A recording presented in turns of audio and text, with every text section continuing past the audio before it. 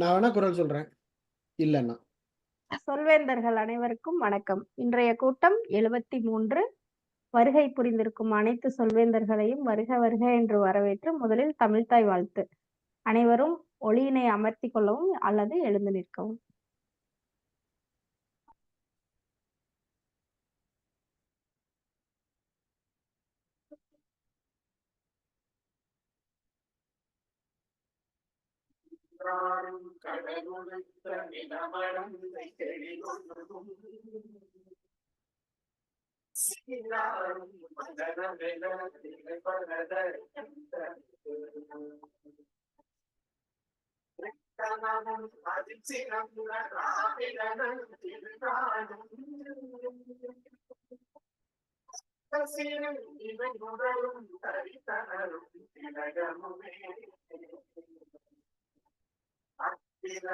வாசனை போல் அனைத்துலகும் இன்பமுற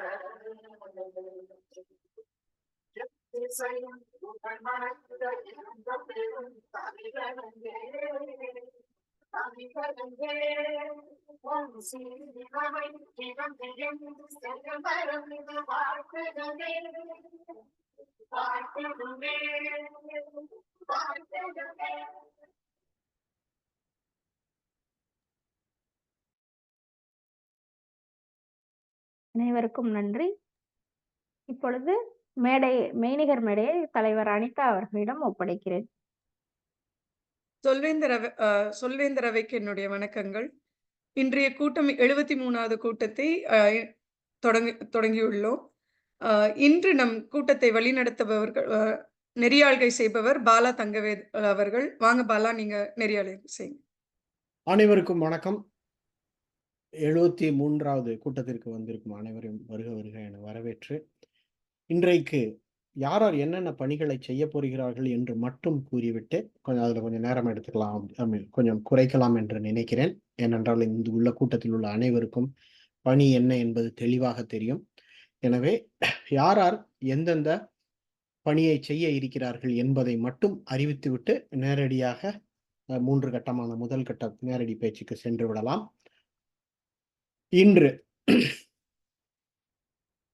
திட்டமிட்ட பேச்சில் பேச இருப்பவர்கள் இருவர். ஒருவர் வித்யாலட்சுமி அவர்கள், அனதர் மகேந்திரன். மகேந்திரன் வந்திருக்காரா? வந்தா பேசுவாருங்க. திட்டமிட்ட பேச்சில் பேச இருப்பவர் வித்யாலட்சுமி அவர்கள் அண்ட் மகேந்திரன் அவர்கள். வித்யாலட்சுமி 20 to 40 நிமிடம் பேசுவார்கள். மகேந்திரன் அவர்கள் வந்தவுடன் என்ன தலைப்பு என்று தெரியும். அவர்களை மதிப்பீடு செய்ய இருப்பது வித்யாலட்சுமி அவர்களை மதிப்பீடு செய்ய இருப்பது பாலா. மகேந்திரன் வந்தால் யார் என்று தெரியும். அடுத்து பொது மதிப்பீடு செய்ய இருப்பவர் பாக்யலட்சுமி அவர்கள்.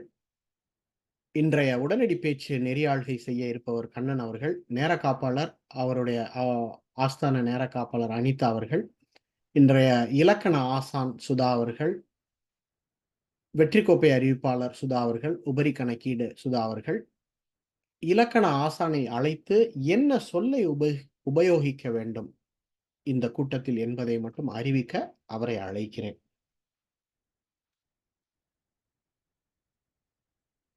சுதா அவர்களே, இன்றைய சொல்.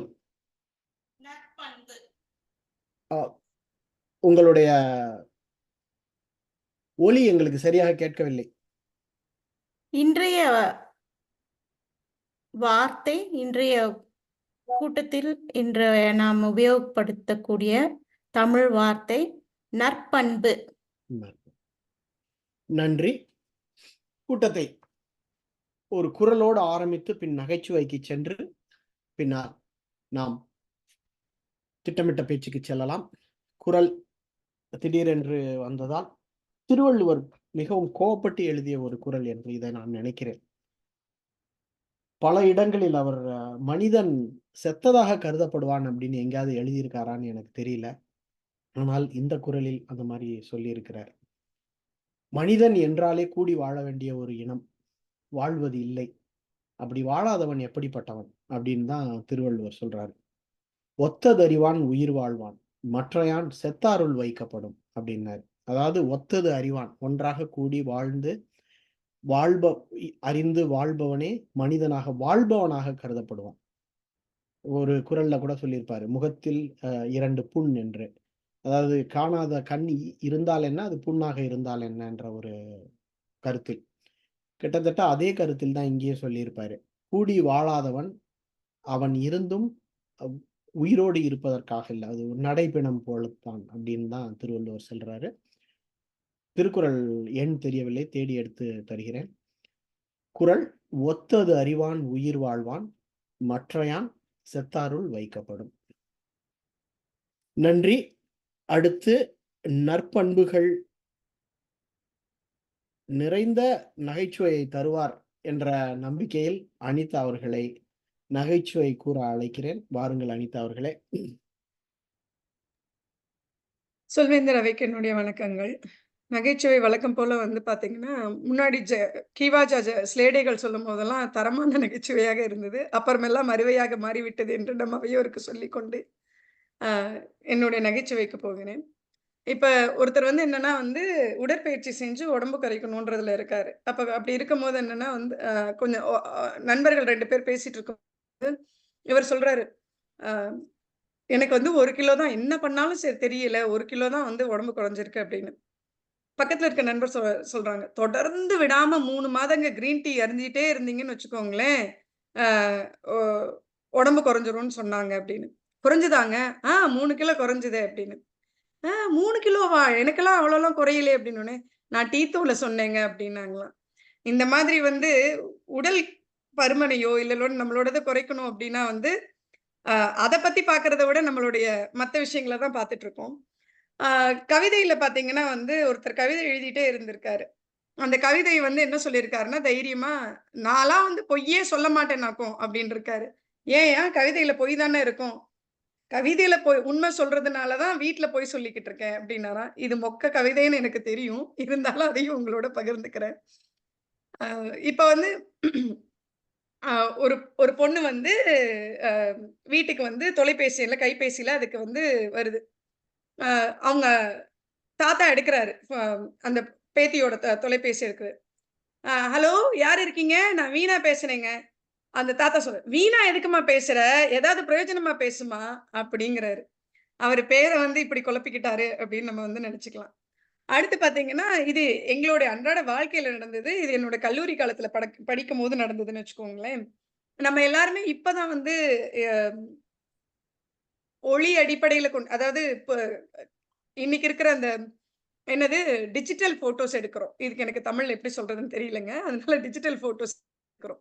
அப்பல்லாம் என்னன்னா, நம்ம வந்து புகைப்படம் எடுத்து, அந்த புகைப்படத்தோட அந்த ஃபிலிம்ம வந்து கழுவி, அதுக்கப்புறம் தான் நம்ம இது பண்ண முடியும். அந்த இது பண்ணி தான். அப்ப நாங்கலாம் வந்து கேமரால வந்து எடுத்துட்டு இருந்தோம். அப்ப புகைப்படம் நாங்க எடுத்ததுக்கப்புறம் பிரிண்ட் போட்டு பார்க்குறோம் நாங்க எல்லாரும். அப்ப என் அந்த நம்ம அந்த ரோல் பார்ப்போம் தெரியுமா? பிரிண்ட் போடுறதுக்கு முன்னாடி அந்த டெவலப் பண்ண ஃபிலிம்ம பார்க்கும்போது, என்னோட ஃப்ரெண்ட் திருப்பி திருப்பி பார்த்துக்கிட்டு இருக்காங்க. "ஏய் என்னப்பா பார்க்குற?" அப்படின்னா, "இல்ல அந்த புகைப்படம் எடுக்கிற அன்னைக்கு நான் பூ வச்சிருந்தேன். இதுல முன்னாடி பார்த்தா தெரியல, பின்பக்கம் திருப்பி பார்த்தா தெரியுதா?" அப்படின்னு. அந்த அளவுக்கு அன்றாட வாழ்க்கையில இருக்க நகைச்சுவை எடுத்துக்கிட்டு, இந்த மொக்கையும் நீங்க நகைச்சுவையா நெனச்சு சிரிச்சதுக்கு சொல்வேந்தர்களுக்கு உங்களுடைய நற்பண்புக்கு நான் வந்து ஒரு பெரிய வணக்கத்த சொல்லி விடைபெறுகிறேன். நன்றி. நன்றி. அருமையான ஜோக்குகள். அடுத்து முதல் கட்டத்தில் அடி எடுத்து வைக்கிறோம். இது திட்டமிட்ட பேச்சு. முதலில் திட்டமிட்ட பேச்சை பேச நாம் அழைப்பது வித்யாலட்சுமி அவர்கள். இவர் பாதை புதுமையாக திட்டமிடல், நிலை 5, திட்டப்பணி, குழு விவாதத்தை நடத்துதல். 20 நிமிடத்திலிருந்து 40 நிமிடம் வரை அவருடைய பேச்சு இருக்கும். அதனால் வாருங்கள் வித்யாலட்சுமி அவர்களே. நன்றி நெறியாளர் அவர்களே. நற்பண்புகள் நிறைந்த சொல்வேந்தர்கள் அனைவருக்கும் வணக்கம். நம்முடைய தளமும் நற்பண்புகளை வளர்த்து கொள்ளவும் ஒரு தளமாக இருக்கிறது என்பதில் சந்தேகம் கிடையாது. நம்முடைய மன்றம் இணைய வழியே நடக்கும் கூட்டமாகத்தான் பதிவு செய்யப்பட்டது. வட அமெரிக்காவின் பல்வேறு இடங்களில் உள்ள உறுப்பினர்கள் கலந்து கொள்ள இது வழிவகை செய்கின்றது. இதன் முக்கிய நோக்கமே தமிழில் முழுமையாக பேச வேண்டும் என்பதே. டோஸ்ட் மாஸ்டர்ஸ் கூட்டங்கள் எல்லாமே ஆரம்பத்தில் எல்லாமே நேரடி கூட்டங்களாக மட்டுமே இருந்தன. கொரோனா என்ற பேரிடர் தொற்று வந்தவுடன் தான் உலகத்தில் உள்ள அத்தனை மன்றங்களுமே இணைய வழியாக மட்டுமே கூட்டங்களை நடத்தின. அது பாதுகாப்பு கருதியும் நாம் எடுத்துக்கொள்ளலாம். அதன் காரணமாய் உலகில் எந்த மன்ற கூட்டத்திலும் ஒரு சொல்வேந்தராய் விருந்தினராய் கலந்து கொள்ளவும் முடிந்தது. இதில் உதாரணமாக சொல்ல வேண்டுமென்றால் நம்முடைய திறன்மிக்க சொல்வேந்தர் கண்ணன் அவர்களே பார்த்தால் உலகின் பல நாடுகளில் உள்ள கூட்டங்களில் கலந்து கொண்டு வாரம் முழுவதும் ஒவ்வொரு நாளும் ஒவ்வொரு கூட்டத்தில் கலந்து கொண்டு அவர் உலகம் சுற்றும் வயோதிகராக சொல்வேந்தகராக சுற்றி கொண்டிருக்கிறார் என்று நினைக்கிறேன். சரி, உலகம் சுற்றும் வாலிபராகவே சுற்றி கொண்டிருக்கிறார் என்று எடுத்துக்கொள்ளுங்கள். அவர் கோபித்துக் கொள்ளப் போகிறார். தொற்று அபாயம் குறைந்தவுடன் ஹைபிரிட் என்ற கலவை கூட்டமும் நடக்கின்றது. மாதம் ஒருமுறை நடக்கும் நேரடி கூட்டத்திலேயே வேறு வேறு இடத்தில் இருப்போர் இணைய வழியாக கலந்து கொள்கின்றனர். நான் என்னுடைய ஊரிலேயே ஒரு மாதத்திற்கு 4 கூட்டங்கள் என்றால் 3 கூட்டங்கள் இணையவழி கூட்டமாகவும் 1 கூட்டம் நேரடியாகவும் நடக்கின்றது. அதுதான் கலவை கூட்டம் என்று பல மன்றங்களில் இப்போது அதுவும் நடத்த ஆரம்பித்து விட்டார்கள். இன்று 2 வகை கூட்டங்கள், இணையவழி கூட்டமா நேரடி கூட்டமா, இந்த இரண்டின் சாதக பாதகங்களை பற்றி குழு விவாதம் நாம் நடத்துவோம். நான் ஒரு கேள்வியை கேட்கின்றேன். அதே கேள்வியை மற்றவர்கள் எல்லாம் தங்களுடைய கருத்துக்களை சொல்லலாம். உங்களுடைய கருத்துக்களை, ஒரு கேள்விக்கான கருத்தை 3 நிமிடத்துக்குள் நீங்கள் சுருக்கமாக சொன்னால் நேரத்தை நாம் சரியாக மேலாண்மை செய்ய சிறப்பாக இருக்கும். முதலாவதாக, நேரடி கூட்டங்களுடன் தனி சிறப்பு என்ன? திறன்மிக்க சொல்வேந்தர் கண்ணன் சொல்கிறீர்களா?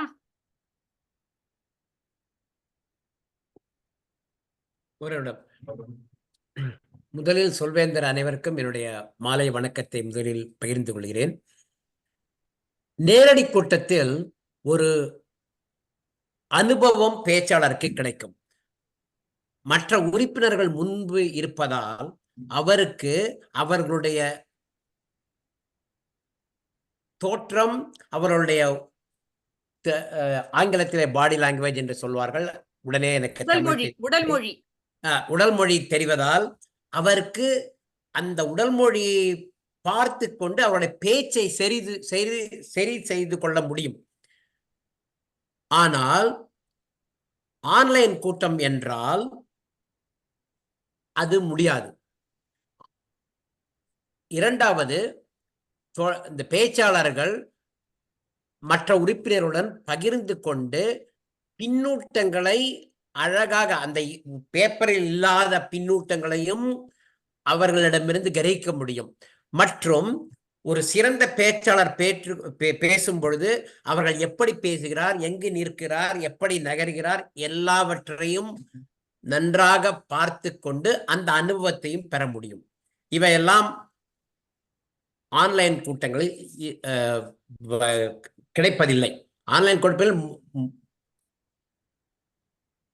பலர் எப்பொழுதுமே இடுப்பு வரைதான் இருக்கிறார்கள். அவருடைய உடல் மொழி எதுவுமே சரியாக தெரிவதில்லை. இப்பொழுதெல்லாம் எல்லா மாவட்டங்களிலும் நேரடி கூட்டங்களுக்குத்தான் முக்கியத்துவம் கொடுக்கப்படுகின்றது. எங்களுடைய மாவட்டத்திலும் இப்பொழுது பல சொல்வேந்தர் மன்றங்கள் நேரடி கூட்டத்திற்கு மாறிவிட்டன. பல 75% சொல்வேந்தர் மன்றங்கள் நேரடி கூட்டத்திற்கு மாறிவிட்டன. அன்டிஸ்ட்ரிக்டட் கிளப் என்று சொல்வார்கள் சொல்வேந்தர் மன்றத்தில். அந்த அன்டிஸ்ட்ரிக்டட் கூட்டங்கள் மட்டும்தான் ஆன்லைன் வழிபாதையில் நடக்கின்றன. மெய்நிகர் மேடை உங்களுக்கு திருப்புகிறேன். நன்றி திறன்மிக்க சொல்வேந்தர் கண்ணன் அவர்களே. தாங்கள் சொன்ன கருத்து உண்மைதான். ஏனென்றால் நான் முதலாக சிமி வேலி சொல்வேந்தர் மன்றத்திலே ஆங்கில கூட்டத்திலே கலந்து கொண்ட பொழுது அங்கே அந்த மேடைக்கு சென்று நிற்பதும் போவதும் அதுவே ஒரு தனி சிறப்பாக இருக்கும். நாம் எப்படி நம்முடைய உடல் மொழியை பயன்படுத்துகிறோம், நம்முடைய மதிப்பீட்டாளர்கள் எப்படி அவர்களுடைய முகபாவங்கள் என்ன, எப்படி அவர்கள் எதிரொலிக்கிறார்கள் என்பதையெல்லாம் கேட்டு தெரிந்து கொள்ளலாம். அது மட்டும் இல்லாது நாம் பேசும் பொழுது பேசி முடித்தவுடன் மதிப்பீடை உடனடியாக எழுதி நம்முடைய கையிலேயே கொடுத்து விடுவார்கள். நம்முடைய இணையவழி கூட்டங்களில் கேட்டு கேட்டு பெற வேண்டும் அது போன்ற தொந்தரவில்லை. நேரடியாக நம்முடைய மதிப்பீடுகளை வாங்கிக் கொள்ளலாம். மிகச் சிறப்பு கண்ணன் அவர்களே. இதற்கு அனிதா அவர்கள் உங்களுடைய கருத்தை சொல்கிறீர்களா? இது எதிர்வாதமாக இருக்கலாமா? இல்லைன்னா நீங்கள் இந்த கேள்விக்கு உங்களுடைய கருத்தை சொல்லுங்கள். நீங்கள் நன்மையை மட்டுமே கேட்டீர்கள் இல்லையா? நான் நேரடி சொல்வேந்தர் மன்றங்களுக்கு சென்றதில்லை. ஒருவேளை நேரடி மன்றமாக இருந்திருந்தால் முதலில் சென்றிருப்பேனா என்றே தெரியவில்லை. காரணம் என்றால் எனக்கு வாகனம் ஓட்டுவதில் சில சிக்கல்கள் உண்டு. என்னால் லோக்கல் ரோட்ஸில் மட்டுமே அதாவது நம்மளுடைய அந்த லோக்கலுக்கு என்ன சொல்றதுன்னு தெரியல. சாலைகள்ல மட்டுமே ஓட்ட முடியும். நெடுஞ்சாலையில் ஓட்ட முடியாது. என்னால் ஓட்ட முடியாது. அதனால் இந்த ஒரு குறுகிய குறைபாடு எனக்கு இருப்பதால் மன்றம் ஒருவேளை லோக்கல் சாலையில் இருந்தால் மட்டுமே என்னால் போக முடியும். அதுவும் மட்டுமில்லாமல் குழந்தைகள் வீட்டில் இருக்கும்போது என்னால் செல்ல முடியாது.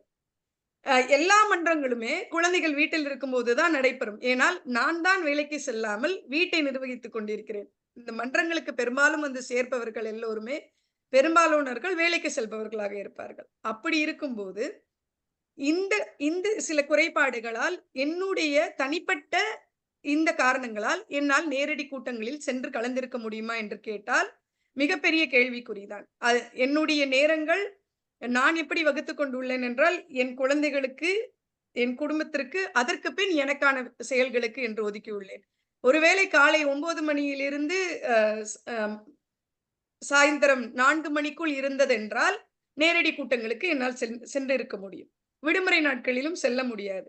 ஆக இந்த மிகப்பெரிய குறைபாடு உள்ளதால் நான் மிக சந்தோஷமாக இணையவழி கூட்டங்களில் சந்தோஷமாக கலந்து கொள்கிறேன். மேலும் மிக முக்கியமாக எல்லோருக்கும் இருக்கும் அதிகமான பயன்பாடு நன்மை என்ன என்றால், இப்போது நேரடி கூட்டமாக இருந்தால் ஒரு குறிப்பிட்ட ஊரிலோ இல்ல ஒரு தெருவிலோ இல்லை அந்த மாகாணத்திலோ அந்த ஏரியாவில் அந்த லோக்கலைஸ்டு பீப்புள் மட்டும்தான் அங்க பார்க்க முடியும். ஆனா நம்ம இணையவழி கூட்டங்கிறதுனாலதான் அமெரிக்கால இருக்கிற, கனடால இருக்கிறவங்களை கூட நம்மளால இங்க பார்க்க முடியுது. அதனால என்னோட ஓட்டு இணையவழி கூட்டங்களுக்கு தான் இப்பவும் எப்பவும் என்றும் என்று சொல்லிக்கொண்டு வாய்ப்புக்கு மிக்க நன்றி.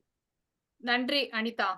நீங்கள் உங்களுடைய அனுபவத்தை சொன்னீர்கள். உங்களுடைய செல்ல முடியாது, உள்ளூர் சாலையில் மட்டும்தான் செல்வேன், அதனால் பல காரணங்களை சொன்னீர்கள். ஒவ்வொருவருக்கும் அவரவருடைய கருத்து இருக்கும். இது ஒரு விவாதம் தானே தவிர எது சரி எது தவறு என்பதை பற்றி நாம் இங்கே பட்டிமன்றம் போல பேசுவது அல்ல, ஒரு குழு விவாதம் என்பதைத்தான் எடுத்துக்கொண்டு பேசுகிறோம். அதனால் நீங்கள் அனைத்து சொல்வேந்தருக்குமே உங்களுடைய கருத்துக்களை தெளிவாக நீங்கள் மனம் திறந்து இங்கே பகிர்ந்து கொள்ளலாம். அனிதா, உங்களுடைய கருத்துக்கும் நன்றி. பாலா தங்கவேலு அவர்கள், நீங்கள் என்ன நினைக்கிறீர்கள்? நல்ல கேள்வி. நான் என்ன நினைக்கிறேன் என்றால் 2 விதமாக நினைக்கிறேன். நேரடியும் வைத்துக் கொள்ள வேண்டும். நீங்கள் சொன்னீங்க இல்லையா கலவை கூட்டம் என்று.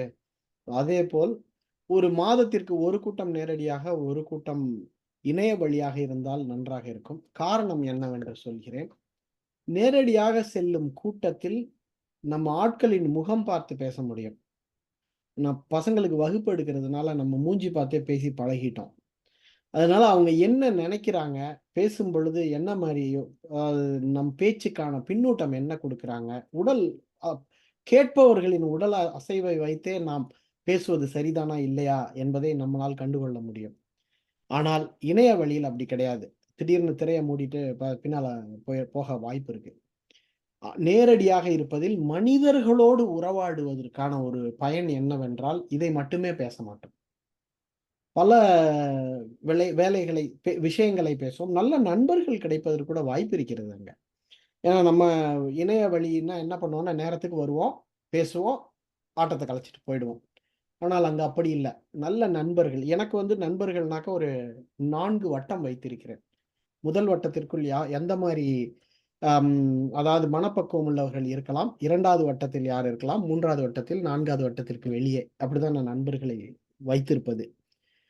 அங்கு செல்வதால் ஒருவேளை 4வது வட்டத்தில் இருக்கிற நண்பர் 3வது வட்டத்திற்கோ 2வது வட்டத்திற்கோ, இன்னும் சொல்லப்போனால் என்னுடைய முதல் வட்டத்திற்கு கூட வர வாய்ப்பு இருக்கிறது. ஏன்னா நம்ம இணைய வழியில் அவ்வளவா சரியாக நாம் கணிக்க முடியாது அவர்கள் எப்படிப்பட்டவர்கள் என்று. அது நேரடி கூட்டத்தில் நான் பார்க்கும் நேர் மறையான இணைய வழி கூட்டம். எதற்காக சொல்கிறேன் என்றால், எல்லா கூட்டத்திற்கும் நாம் நேரம் செலவழித்து செல்ல முடியுமா அப்படின்றது ஒரு மிகப்பெரிய கேள்வி இருக்கு. ஒன்று. இன்னொன்னு, கொரோனா தொற்றுக்கு பிறகு நாம் வீட்டிலிருந்து பல வேலைகளை செய்து பழகிவிட்டோம். சித்திரமும் கைப்பழக்கம், செந்தமிழும் நாப்பழக்கம், வைத்ததொரு கொள்ளி மலப்பழக்கம்னு ஔவையார் சொன்ன மாதிரி பழக்கம். ஒரு வேலையை ஒரு 3 மாதம் தொடர்ந்து செய்து விட்டீர்கள் என்றால் அதையே பழகி விடுவோம் நாம். அதை மாற்றலாம். ஆனால் பழக்கம் என்ற ஒன்று வந்து விடுகிறது. அப்பொழுது அந்த பழக்கத்தின் காரணமாக என்ன ஆகும்னா, பார்த்துக்கலாம், போய்க்கலாம் என்ற ஒரு எண்ணம் வரும். இன்னொன்னு, வீட்டில இருந்து செய்தோமானால் நம்ம நாமாக இருக்க முடியும். அங்கே சென்றால் வீட்டுக்குள் இங்கே சொல்லுவாங்க, ஆங்கிலத்திலே சொல்லிவிடுகிறேன், house voice, outside voice. நீங்க அமெரிக்கால சொல்லுவாங்க. வீட்டுக்குள் இருக்கும் பொழுது ஒரு மாதிரி பேச வேண்டும், வெளியில் இருக்கும் பொழுது ஒரு மாதிரி பேச வேண்டும். ஸோ அங்கு செல்லும் பொழுது நமக்கான சில திரைகள் கொஞ்சம் போட்டுக்கொள்ள வேண்டிய ஒரு நிலை ஏற்படும். ஆனால் அது இணைய வழியாக இருந்தால் அது இருக்காது. அதனால் எனக்கு கலவை கூட்டம் தான். நன்றி. சிறப்பு பாலா அவர்களே. உங்களுடைய கோணம் ஒரு வித்தியாசமான கோணமாக இருந்தது. உங்களுடைய தனிப்பட்ட கருத்தையும் நான் மதிக்கிறேன். நான் ஒரு ஆச்சரியமாக பார்ப்பது என்னவென்றால், உங்களுடைய நட்பை வட்டமாக சொன்னது. முதல் வட்டம், 2வது வட்டம், 3வது வட்டம், மாவட்டம் என்று அரசியல் கூட்டத்தில் சொல்வது போல் இருந்தது. இணைய கூட்டத்திலே நாம் முகநகதான் நட்பு செய்கிறோம். நேரடி கூட்டத்திலே அகநக நட்பு செய்யவும் கூடும், முகநக 2ம் நட்பு செய்யலாம் என்பது என்னுடைய கருத்து. மிக சிறப்பாக இருந்தது. பல கருத்துக்களை கூறினீர்கள். அடுத்தது பாக்யலட்சுமி, உங்களுடைய கருத்தை சொல்லுங்க. வணக்கம். அவையோருக்கு வணக்கம். நீங்கள் கேட்டது போல எனக்கும் கலவை கூட்டம் தான் மிகச் சரி என்று தோன்றுகிறது. ஆனால் கலவை கூட்டத்தில் முகம் பார்த்து பேசலாம். இணைய கூட்டம் என்றால் இது போன்று மாகாணம் விட்டு மாகாணம், கண்டம் விட்டு கண்டம் யாருடன் வேண்டுமானாலும் பேசலாம். இப்பொழுது எனக்கு இப்ப இங்க இருக்கிற நண்பர்கள் எங்கேயாவது இப்பொழுது டெக்சாஸோ இல்லை கலிபோர்னியாவோ எங்கே மாறி போகிறார்கள் என்றாலும், கலிபோர்னியா சிமி வேலி போகிறீர்களா, வித்யாவை தெரியுமா என்று நான் கேட்பேன். இல்லை, அங்கு அவர்கள் என் நண்பர், என் தோழி இருக்கிறார், உங்களுக்கு வேண்டிய உதவி செய்வார் என்று என்னால் சொல்ல முடியும். இது இது இது எல்லாமே நம்ம கைக்குள் உலகம் போல எங்கே இருந்தவர்கள் வேண்டுமானாலும் எப்படி வேண்டுமானாலும் பேசிக்கொள்ளவும் பழகிக்கொள்ளவும் இணைய வழி ஒரு மிகுந்த தொழில்நுட்ப உதவியால் நமக்கு இதை கொடுத்திருக்கிறது. இதையும் உபயோகித்துக் கொள்வோம். நான் என்ன சொல்கிறேன் என்றால், பாலா சொன்னது போல ஒரே கூட்டம் அல்லாமல் நம்முடைய சுற்று வட்டாரத்தில் இருப்போரை நேரில் சென்று பார்த்து பேசுங்கள். இல்லை, இப்படி பரந்துபட்ட நட்பு வேண்டும் என்றால் இணைய வழி கூட்டத்தில் கலந்து கொண்டு அங்கேயும் சென்று பேசுங்கள். உங்களுடைய அறிவு மட்டுமல்ல, நட்பும் விரிவடையும் என்று நான் நினைக்கிறேன். மற்றபடி இதில் நாம் தமிழ் பள்ளிக்கு செல்வதால் நமக்கு தெரியும், கொரோனா தொற்றில் குழந்தைகளுக்கு இணைய வழியில் சொல்லிக் கொடுப்பது கடினம்தான். ஆனால் இந்த இணைய வழியில் நாம் சொல்வேந்தர் கூட்டத்திற்கு வந்து நம்முடைய முன்னேற்றத்தை நாமே கண்கூட காண்கிறோம். அது பெரியோர்களை பொறுத்தவரை இணைய வழியோ நேரடியோ எதுவாயினும் கற்றுக்கொள்ள வேண்டும் என்ற எண்ணம் உள்ளவர்கள் எங்கிருந்தாலும் கற்றுக்கொள்வார்கள். ஏனென்றால் இப்பொழுது கூட்டத்திற்கு வர வர ஆட்களின் எண்ணிக்கை குறைந்து கொண்டே வருகிறது அல்லவா. இன்று என்னுடைய வாகனம் தொடங்க முடியாமல் சதி செய்த போதிலும் விதிவசத்தால் என் நண்பருடைய வண்டியில் இறங்கி இன்றைய கூட்டத்தில் கலந்து கொள்ள முடிந்தது. இது போல இதே இணைய கூட்டம் என்பதால் என்னால் கலந்து கொள்ள முடிந்தது. இதுவே நேரடியாக என்றால் அவர்களை என் வீட்டில் விட்டு விடுங்கள் என்று கேட்பது ஒரு நியாயம். என்னை கொண்டு போய் கூட்டத்தில் விட்டு விடுங்கள் என்று கேட்டால் அவர் விடுவாரா என்று எனக்கு தெரியாது. அதனால் இது கலந்த ஒரு கலவையான ஒரு நம் எங்கு யாரிடம் சென்று பேச வேண்டும் என்று நினைக்கிறோமோ அதை பொறுத்து நம்முடைய இணைய கூட்டமா அல்லது நேரடியான கூட்டமா என்பதை நாம் தான் தீர்மானித்துக் கொள்ள வேண்டும். நன்றி வித்யா, மேடை உங்களது. சிறப்பு பாக்யலட்சுமி. பாரதிதாசன் சொன்னது போல அறிவை விரிவு செய், அகண்டமாக்கு, விசால பார்வையால் விழுங்கு மக்களை என்று சொன்னாரே, அதற்கு ஒரு வழிவகையாக இணைய கூட்டம் இருக்கும் என்ற அந்த கருத்தில் உங்களுடைய ஆலோசனையும் சொன்னீர்கள். உங்களுடைய விதி மதி சதி என்ற எதிகை பேச்சும் சிறப்பாக இருந்தது. உங்களுடைய சொன்னது போல வேறு வேறு மாநிலத்தில் இருப்பவர்களோடு நாம் பழகுவதற்கு ஒரு வாய்ப்பாகவும் இருந்தது.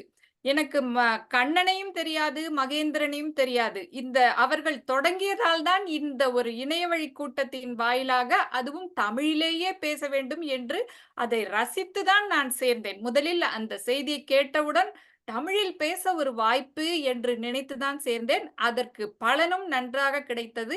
எனக்கு இந்த கூட்டத்தின் வழியாகத்தான் பாக்யாவை தெரியும், அனிதாவை தெரியும், பாலாவை தெரியும், சுதாவை தெரியும், இப்பொழுது வனிதாவை தெரியும். இது போல வெவ்வேறு மாநிலங்களில் இருப்பவர்கள் ஒரு சேர்ந்து இணைவதற்கு இது ஒரு வாய்ப்பாகவும் இருக்கிறது என்பது உண்மைதான். சுதா, உங்கள் கருத்து என்ன? அனைவருக்கும் வணக்கம். எனது கருத்து நேர்வழி கூட்டம். நேர்வழி கூட்டத்தையே நான் விரும்புகிறேன். எனக்கு கலவை கூட்டம்தான் வசதி. இணையதள கூட்டம்தான் மிகவும் பயனுள்ளதாக இருக்கிறது இந்த கொரோனா தொற்று காலத்தில். இருந்தாலும் உண்மையான அனுபவம், உண்மையான பலன் இதில் கிடைக்க வேண்டும் என்றால் அது நேர்வழி கூட்டமாக இருந்தால் மட்டுமே முடியும் என்று நான் நினைக்கிறேன். இந்த கூட்டத்தில் இப்பொழுது நான் இங்கு உட்கார்ந்து பேசிக் கொண்டிருக்கிறேன். எனது தன்னம்பிக்கை, எனது பேச்சில் உள்ள தன்னம்பிக்கை மிகவும் அதிகமாக இருக்கிறது. எதை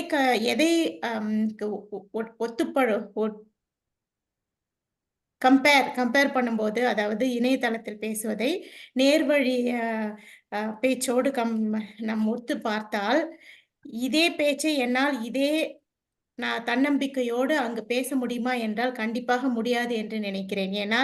ஏனென்றால் ஒரு 10 பேர் உண்மையாக உட்கார்ந்திருக்கும் இடத்தில் நாம் முழுமையாக சென்று அங்கு நம்ம உடல் மொழி, நாம் நிற்கும் விதம், நாம் பேசும் விதம், நமது கை செயல் அனைத்தையும் மனதில் கொண்டு நாம் பேச வருவதையும் பேசி அந்த பயனை முழுமையாக அடைய வேண்டும் என்றால் அது நிச்சயமாக நேர்வழி பேச்சில் மட்டுமே முடியும் என்று நான் நினைக்கிறேன். ஆனால் பல வசதிகளை குறித்து அது மொத்தமுமே செய்யாமல் இருப்பதற்கு இத்தனை செய்து உங்களைப் போல் பாக்யா சொன்னது போல் படிக்க வேண்டும் என்று விரும்புபவர்கள் கற்க வேண்டும் என்ற எண்ணம் உள்ளவர்கள் நிச்சயமாக கற்க முடியும். எப்படி வேண்டுமானாலும் கற்க முடியும். கண்ணன் அவர்கள் நான் பலமுறை பார்த்திருக்கிறேன். அவர் எழுந்து நின்று தனது கேமராவை வைத்து அதை நின்று அதுக்கு அவர் பேசி பார்ப்பார். அதெல்லாம் அப்படியெல்லாம் செய்திருக்கலாம். இருந்தாலும் அந்த உண்மையான உணர்வு நேர்வழி பேச்சில் மட்டுமே முடியும். இதை நம்மால் ஒற்று பார்க்க முடியாது என்று நான் முழுமையாக நம்புகிறேன். நன்றி வித்யா, வாய்ப்புக்கு. நன்றி சுதா, உங்களுடைய கருத்தை அழகாக எடுத்து கூறினீர்கள். அது உண்மைதான். நேரடி கூட்டத்தில் நம்முடைய வளர்ச்சி இன்னும் அதிகமாக இருக்கும் என்று நினைக்கிறேன்.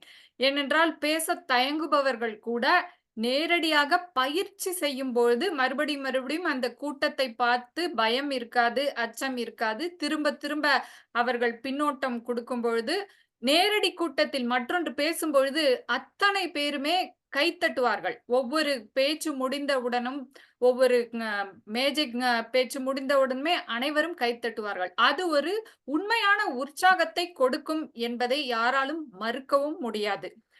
ஆனால் நாம் இந்த தொற்று காலத்தில் நம்முடைய நேரத்தை பாதுகாப்பதற்காகவும் இந்த கூட்டம், இணைய வழி கூட்டம் உறுதுணையாக இருந்தது. இப்பொழுதுமே எங்கள் ஊரில் நடக்கும் கூட்டத்திற்கு நான் செல்வதே இல்லை. ஏனென்றால் இணைய வழி கூட்டத்தில் சேர்ந்து இப்பொழுது கொஞ்சம் சோம்பேறித்தனம் அதிகமாகிவிட்டது. ஆனால் நேரடி கூட்டத்திற்கு வர சொல்லி அழைக்கிறார்கள் மாதம் ஒரு முறை. நான் வீட்டிலிருந்தே இணைந்து கொள்கிறேன் என்று சொல்லி அத்தனை கூட்டத்திலும் நான் இணைய வழியாகத்தான் இணைந்து கொள்கிறேன். அது மனதை அவ்வாறு பழக்கப்படுத்தி விட்டோம் என்று நான் நினைக்கிறேன். அந்த காலகட்டத்திற்கு தகுந்தாற் போல நாம் எந்த கூட்டம் நமக்கு தகுந்த பொருத்தமானதாக இருக்கின்றதோ அதை நாம் எடுத்துக்கொள்ளலாம். வனிதா, உங்களுக்கு ஏதேனும் கருத்து இருந்தால் சொல்லலாம். தலைப்பு என்னவென்று நான் கவனிக்கவில்லை. இணைய வழி கூட்டம் உங்களுக்கு பிடித்தமானதாக இருக்கின்றதா அல்லது நேரடி கூட்டமா என்று ஒரு சுருக்கமாக ஒரு விவாதம் நடத்தி கொண்டிருக்கிறோம். சுருக்கமாக உங்கள் கருத்தை ஓரிரு நிமிடங்களில் சொல்லுங்க. சரி. நண்பர் பாலா அவர்கள் சொன்னது போல நீங்களும் அதை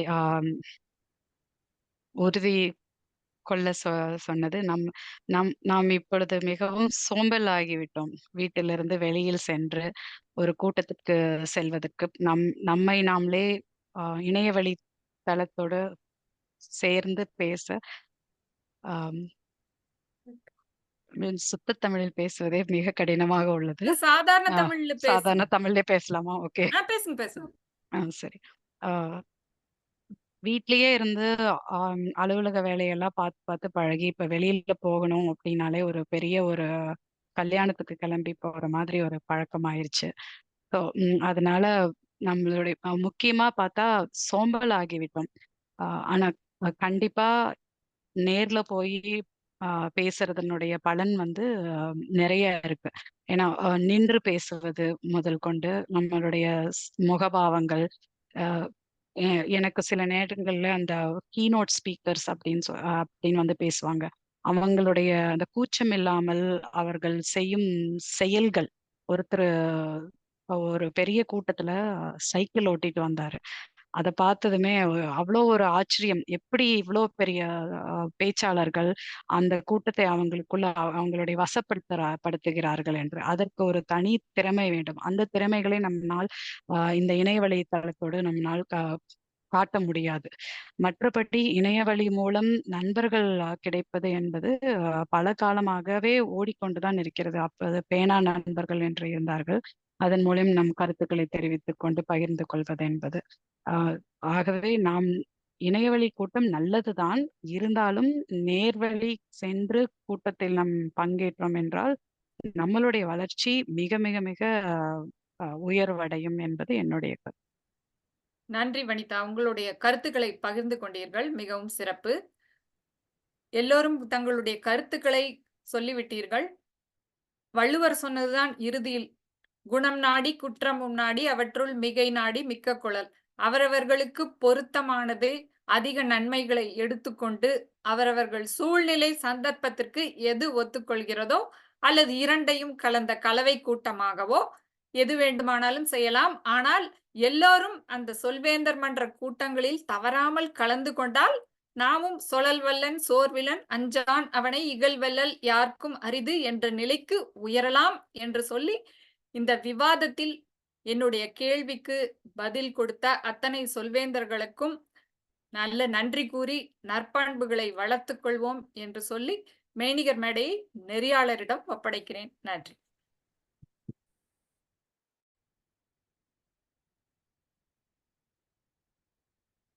மியூட்ல இருக்கீங்க பாலா.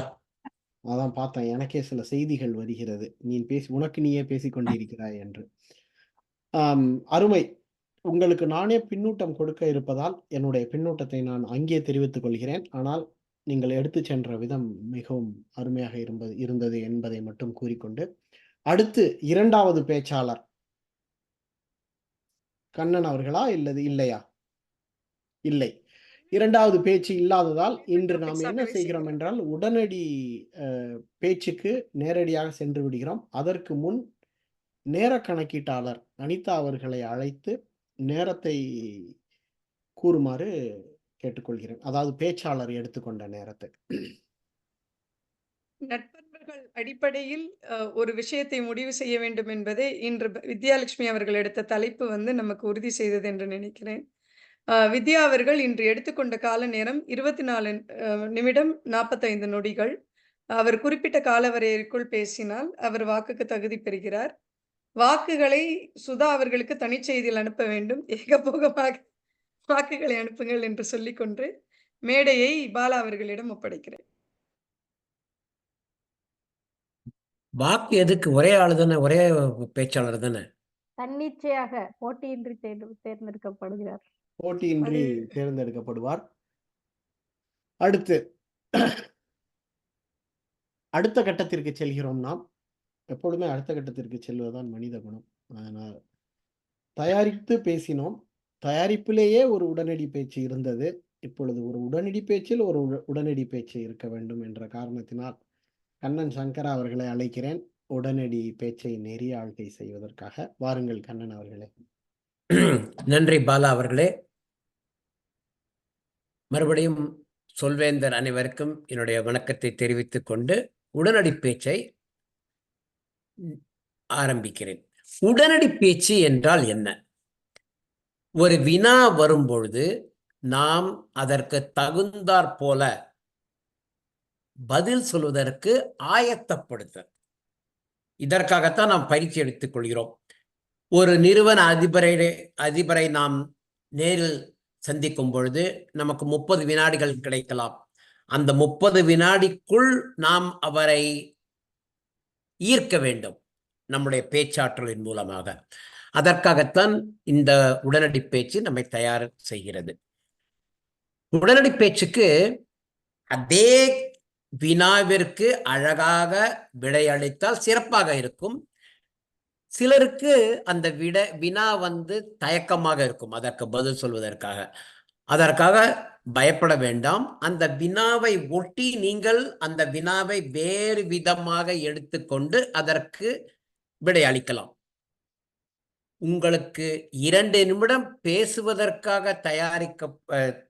உங்களுக்கு 2 நிமிடம் பேசுவதற்காக தயார்படுத்துவதற்காகத்தான் இந்த நிகழ்ச்சி இருக்கிறதே தவிர, நீங்கள் இந்த வினாவிற்கு சரியான பதில்தான் சொல்ல வேண்டும் என்பது இல்லை. ஒரு கற்பனையான பதிலை கூட சொல்லலாம். ஆனால் கற்பனையான பதிலையும் அழகாக உண்மை போல சொல்வதற்தான் திறமை இருக்கிறது. இந்த உடனடி பேச்சு நேர காப்பாளர் பச்சை அட்டை 1 நிமிடத்திலும், மஞ்சள் அட்டையை 1 நிமிடம் 30 வினாடியிலும், சிவப்பட்டை 2 நிமிடத்திலும் காட்டுவார். உங்கள் வாக்குக்கு தகுதிப்பட 2.5 நிமிடத்திற்குள் நீங்கள் பேச வேண்டும். ஆனால் 1 நிமிடம் மறக்காமல் பேச வேண்டும். நான் இன்று கேட்கப் போகும் வினாக்கள் மிக எளிதான வினாக்கள். அதனால் நிதானமாக அழகாக பேசலாம். முதலில் நம்ம மன்ற தலைவரிடமே ஆரம்பிக்கலாம். ஏனென்றால் மன்ற தலைவர் தான் ரெடியாக இருக்கிறார். அனிதா அவர்களே, நீங்கள் குழந்தைகளுடன் விடுமுறைக்கு இந்தியாவிற்கு சென்று வரும்பொழுது மூட்டை மூட்டையாக துணிமணிகள், தின்பண்டங்களை கட்டிக்கொண்டு வரும் பழக்கம் உள்ளதா? சொல்வேந்தர் அவைக்கு என்னுடைய வணக்கங்கள். குழந்தையுடன் இந்தியாவுக்கு சென்று வரும்போது மூட்டை மூட்டையாக தின்பண்டங்கள், துணிமணிகள் கொண்டு வந்தீர்களா என்று கேட்டீர்கள் என்றால், அது கலவையாக நிறைய பொருட்கள் இருக்கும். அதாவது நம்மளுடைய பாரம்பரிய உணவு வகைகளை வீட்டில் செய்து கொடுப்பார்கள். இல்லைன்னா இங்க கிடைக்காத விஷயங்களை வாங்கி கொண்டு வருவோம். கம்மர்கட்டு, சூட முட்டாய், அதுக்கப்புறம் தேன் மிட்டாய், இதர் மாதிரி சில விஷயங்களை. ஏனால் நாங்கள் இப்போதுதான் அட்லாண்டாவில் இருக்கிறோம். முதலில் விஸ்கான்சனில் இருந்தோம். அங்கே நிறைய இந்திய கடைகள் இருக்காது. நாம் குழந்தைகளுக்கு நம்மளுடைய உணவுப் பொருட்களை அறிமுகப்படுத்த வேண்டும் என்றால் அதையெல்லாம் அங்கிருந்து கொண்டு வர வேண்டியிருக்கும். அது ஒரு பக்கம் இருக்கும். இந்திய ஆடைகளுமே அங்கே கிடைப்பது கொஞ்சம் சிரமமாக இருக்கும். அதனால் அதையும் கொண்டு வருவோம். அதே போல் புத்தகங்களும் கொண்டு வருவேன் நான். இவர்களுக்கு அங்கு கிடைக்கக்கூடிய தமிழில் எழுதப்பட்ட புத்தகங்கள் கொண்டு வரும். முன்பு எப்படி இருந்தது என்றால், இந்த குழந்தைகளுக்கான பயண பெட்டி இருக்காது. அவர்கள் சிறு வயதில் இருக்கும்போது. நமக்கு மட்டுமே பயண பெட்டி இருக்கும். இப்போது என்ன ஆகிவிட்டது என்றால், இங்கே இப்போ அட்லாண்டாவில் எங்களுக்கு நிறைய உணவுப் பொருட்களும், துணிமணிகளும் கிடைக்கின்றன. அதனால் எது கிடைக்கிறதோ அதை வாங்கிக் கொண்டு வருவதில்லை. ஆரம்ப காலங்களில் பார்த்தீர்கள் என்றால், அரிசி முதற்கொண்டு தூக்கி வந்த காலங்கள் உண்டு. மாங்காய் எல்லாம் கொண்டு வந்திருக்கிறேன். முருங்கைக்காயை அறுத்து, ஏனால் எங்கள் வீட்டில் முருங்கை மரத்தில் முருங்கைக்காய் எல்லாம் நன்றாக குண்டு குண்டு என்று இருக்கும். அதை அறுத்து கட்டி கொண்டுட்டு வந்த காலங்கள் எல்லாம் உண்டு. ஆனால் இப்போது அதை கொண்டு வருவதும் இல்லை, கொண்டு வர அவங்களும் விடுவதில்லை. அதனால் கொண்டு வருவதில்லை. புத்தகங்களை நான் கடந்த 2, 3 முறை கொரோனா காலத்தில் ஷிப் பண்ணி விட்டார்கள். அதுக்கு உடனடியாக வரவில்லை. இப்போது நாங்கள் பெட்டி எண்ணால் ஒரு பெட்டி புத்தகங்களுக்காக, ஒரு பெட்டி இதற்காக, அப்படி என்று வரையறை செய்யக்கூடிய காலகட்டத்திற்கு வந்துள்ளோம். அதனால் இங்கு கிடைக்காது, இங்கு அதிக மதிப்புள்ள அந்த விஷயங்களை நம்ம ஊரிலிருந்து இங்கு கொண்டு வரும் பழக்கங்கள் இன்றும் இருக்கின்றன. நன்றி கண்ணன் அவர்களே. நன்றி அனிதா அவர்களே, மிகச் சிறப்பாக பேசினீர்கள்.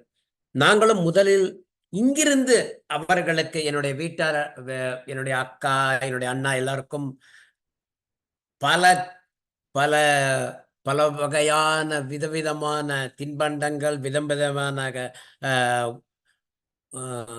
தொலைபேசிகள் எல்லாவற்றையும் கட்டி கொண்டு செல்வோம்.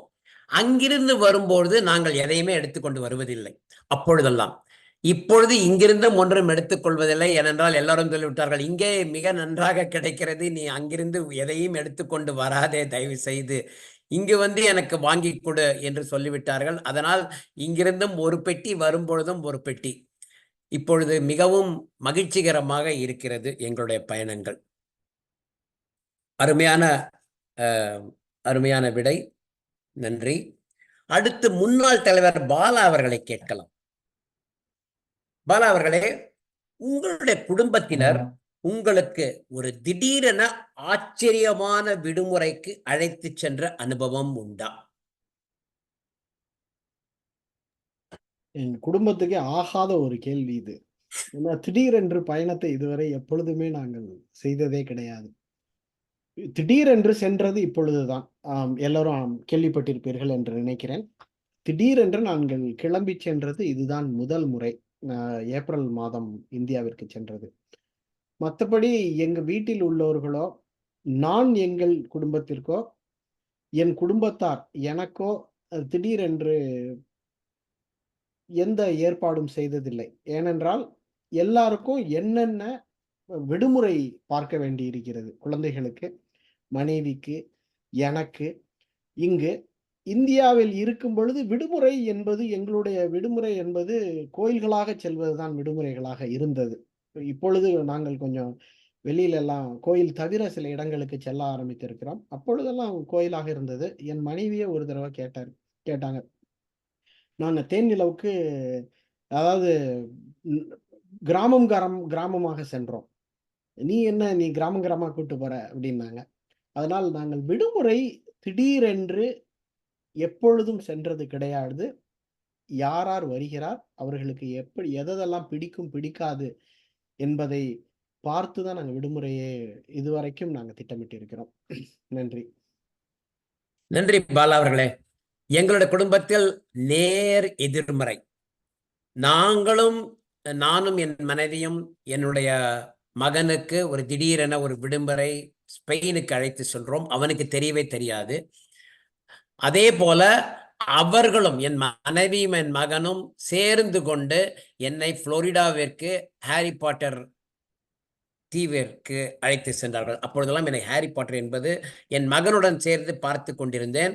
அதற்காக என்னிடம் சொல்லாமலேயே என்னுடைய கிரெடிட் கார்டை எடுத்துக்கொண்டே எல்லா பயணங்களையும் தயாரித்தார்கள். ஆனால் எனக்கு ஒன்றுமே தெரியாது. ஆனால் அந்த பயணம் மிக மிக சுவையாக இருந்தது. அடுத்து பாக்யா அவரிடம் ஒரு கேள்வி. பாக்யா, நீங்களாவது விடுமுறையை திட்டமிட்டு செய்வீர்களா? எவ்வளவு காலம் முன் பாலா அவர்களைப் போல திட்டமிட்டு செய்வீர்களா? எவ்வளவு காலம் முன்பு உங்களுடைய விடுமுறையை நீங்கள் திட்டமிட ஆரம்பிப்பீர்கள்? இது விடுமுறை என்பதே எங்கள் வீட்டில் இதுவரை பெரிய ஒரு பயணமாக சென்றதே இல்லை கண்ணன். நாங்கள் சென்றதெல்லாம் இங்கிருந்து இந்தியா, இந்தியாவிலிருந்து இங்கே. நான் கூட கேட்பேன் என்னவென்றால் எல்லோரும் துபாயில் ஒரு வாரம் இருக்கிறார்களே, நாம் அது போல் இருப்போமா என்று. அதுக்கு கூட இப்பொழுது வரை நேரம் வரவில்லை. ஏனென்றால் நாங்கள் பயணம் செய்வது அனைத்துமே என் பிள்ளைகளுக்காக. ஒரு முறை டெக்சாஸ் சென்றோம். அவர்கள் தேசிய அளவில் ஓட்ட போட்டியில் இறுதி சுற்றில் கலந்து கொள்வதற்காக டெக்சாஸ் ஒரு முறை. இந்த கடந்த டிசம்பர் கென்டக்கி மாகாணத்திற்கு சென்றோம். அது போல எல்லாமே நம்ம அலுவலர்கள் எல்லாம் அலுவலக பயணம் செல்வது போல் நாங்கள் அனைத்துமே ஒரு கொள்கையோடு தான் பயணம் செய்வது என்று இருக்கிறோம் இப்பொழுது. இந்த விடுமுறைக்கு இந்தியா செல்ல மாட்டோம் என்று நினைப்பதால் கலிபோர்னியா அந்த டிஸ்னிக்கு என்னை கூட்டி சென்றே ஆக வேண்டும் என்று என் பிள்ளைகள் கேட்கிறார்கள். நாங்கள் கேட்ட நேரம் சிம்மி வேலியில் எங்கள் உறவினர் ஒருவர் இருக்கிறார். அவர்கள் இந்தியா செல்கிறார்களாம். அதுதான் எங்களுடைய ராசி என்று சொல்வது. பார்ப்போம். நன்றி கண்ணன் இந்த கேள்விக்கு. நன்றி. இந்தியாவிலேயே பல இடங்கள் மிக அழகாக இருக்கின்றன. நீங்கள் இந்தியாவிற்கு சென்றால் நம்முடைய குடும்பத்தினோட தான் நாம் செல்வோம். இப்பொழுதெல்லாம் நாங்கள் என்ன செய்வது என்றால் குடும்பத்தினரையும் அழைத்து கொண்டு ஏதாவது ஒரு இடத்திற்கு செல்வோம். அதனால் அவர்களுக்கும் பிடித்தமாக இருக்கிறது, நமக்கும் ஒரு இடத்தை பார்த்தது போல இருக்கிறது. கடந்த விடுமுறையில் நாங்கள் எங்கு சென்றோம் என்றால், என் மனைவி திருவண்ணாமலை பக்கத்தில் ஒரு ரிசார்ட் என்று ஆங்கிலத்தை சொல்வார்கள், அங்கு போய் ஒரு 5 நாட்கள் குடும்பத்தினருடன் என்னுடைய அக்கா எல்லாவரையும் அழைத்து கொண்டு சென்றோம். மிக அருமையாக இருந்தது. ஏனென்றால் வேளைக்கு அவர்களே சாப்பாடு எல்லாம் செய்து விடுவார்கள். அங்க எப்படி பானை செய்வது, இந்த குயவர்கள்லாம் செய்வார்கள் அல்லவா, அதையெல்லாம் நமக்கு கற்றுக் கொடுக்கிறார்கள். பானை எப்படி செய்வது, பொம்மை எப்படி செய்வது, அதை போன்ற பல, உங்களுக்கு விருப்பம் இருந்தால் அதை கற்றுக்கொள்ளலாம். நீங்கள் அதை கற்றுக்கொள்ள வேண்டும் என்பது கிடையாது. அதே போல பல இடங்கள். அதே போல ஒரு முன்னொரு விடுமுறைக்கு சென்ற பொழுது நாங்கள் திருநெல்வேலியில் இருந்த அகத்தியர் நீர்வீழ்ச்சி என்று ஒரு இடம் அழகாக மிக மிக ரம்மியமாக இருந்தது.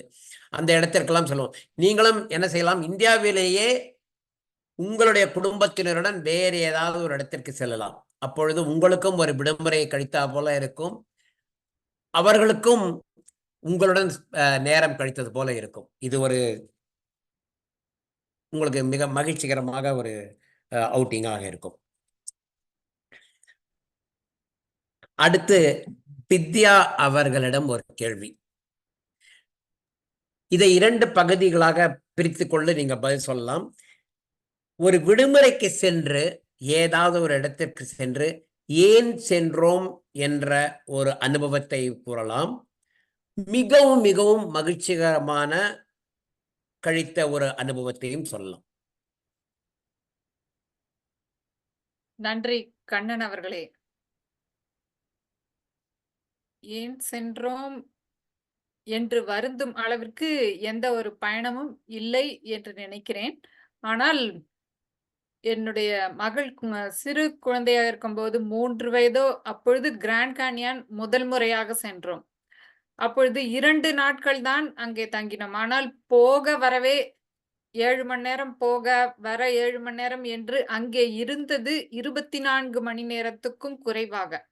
அதுவோ கடல் போல பெரிய அப்படி ஒரு அழகான கேன்யான். எனக்கு அந்த 24 மணி நேரம் என்பது 24 நிமிடங்கள் போல இருந்தது. அது பார்க்கவே ஒரு சிறு பகுதியைத்தான் பார்த்தோம் என்றுதான் சொல்வேன்.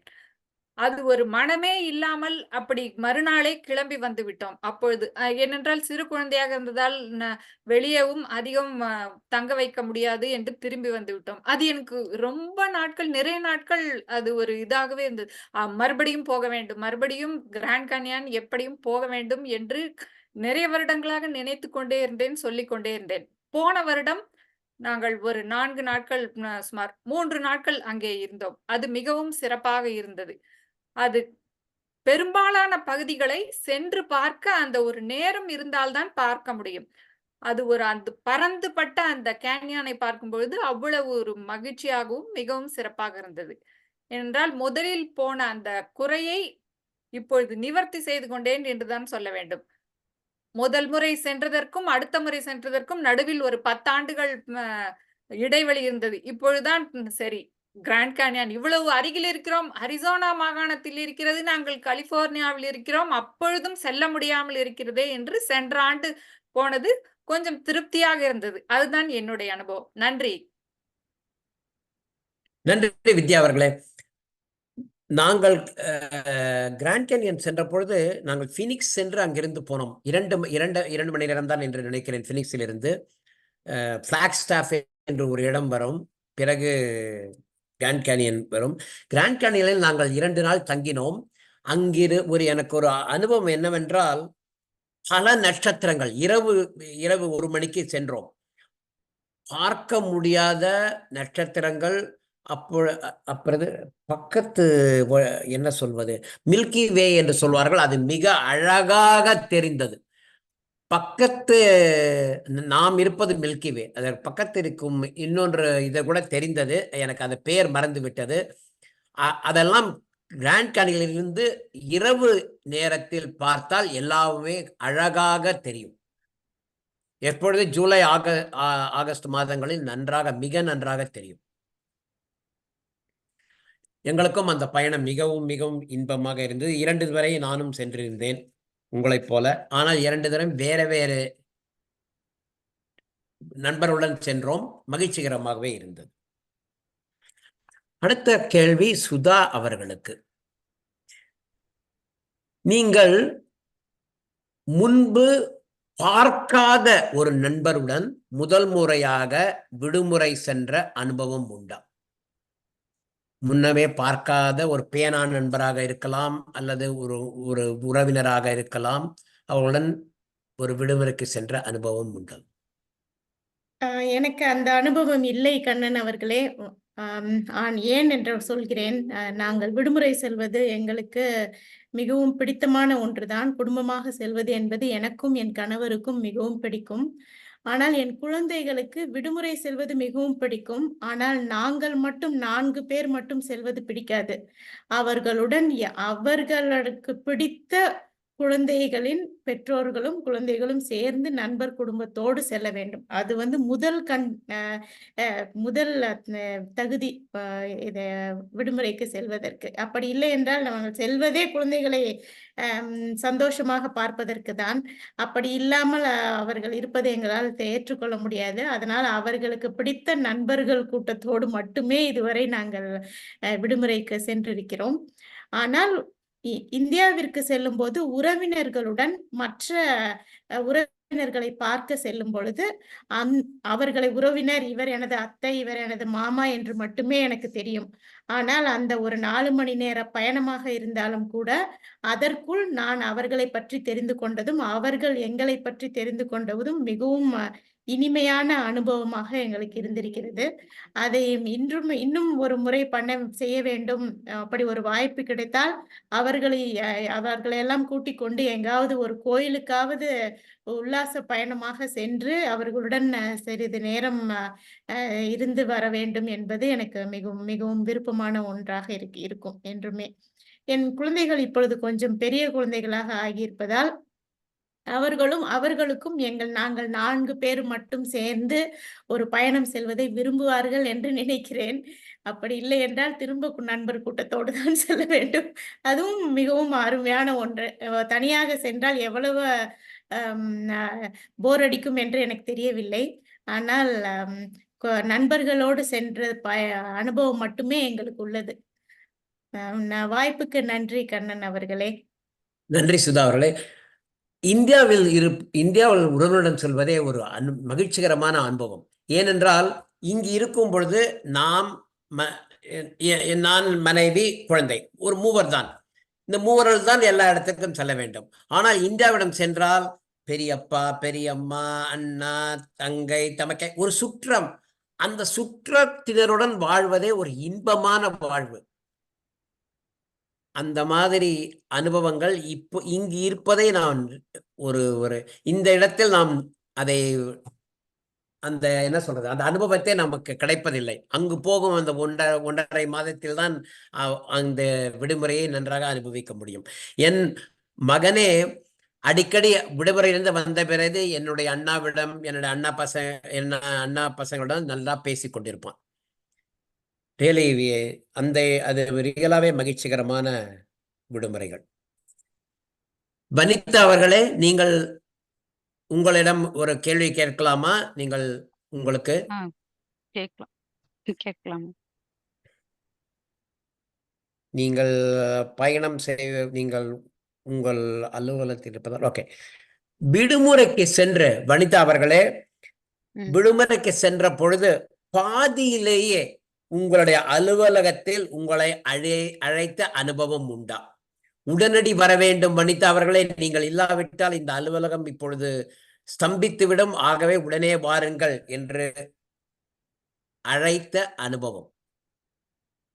உடனே வாருங்கள் என்று நன்றி, தலைப்புக்கு நன்றி கண்ணன் சங்கரன் அவர்களே. உடனடியாக அலுவலகத்துக்கு வாருங்கள் என்ற அழைப்பு வந்ததில்லை. ஆனால் உடனடியாக கருத்து தெரிவிக்க வேண்டும் இந்த அலுவலக பணிக்காக என்று எனக்கு அழைப்புகள் வந்திருக்கிறது. அது மட்டுமின்றி எந்த ஒரு விடுமுறைக்கு நாங்கள் சென்றாலும் இருக்கும் இடத்தில் நிறைய பணிகளை தொடர்ந்து செய்து கொண்டே இருப்பதால் அலுவலக பணி மற்றும் வியாபார பணிகள் ஏதாவது ஒன்று வந்து கொண்டேதான் இருக்கிறது. என்றாவது ஒரு நாள் அந்த பணிகள் எல்லாம் இல்லாமல் ஒரு முறை விடுமுறைக்கு சென்றால் அந்த மாதிரி ஒரு நிகழ்ச்சி நேராமல் இருக்க வேண்டும் என்பது என்னுடைய ஆர்வம்.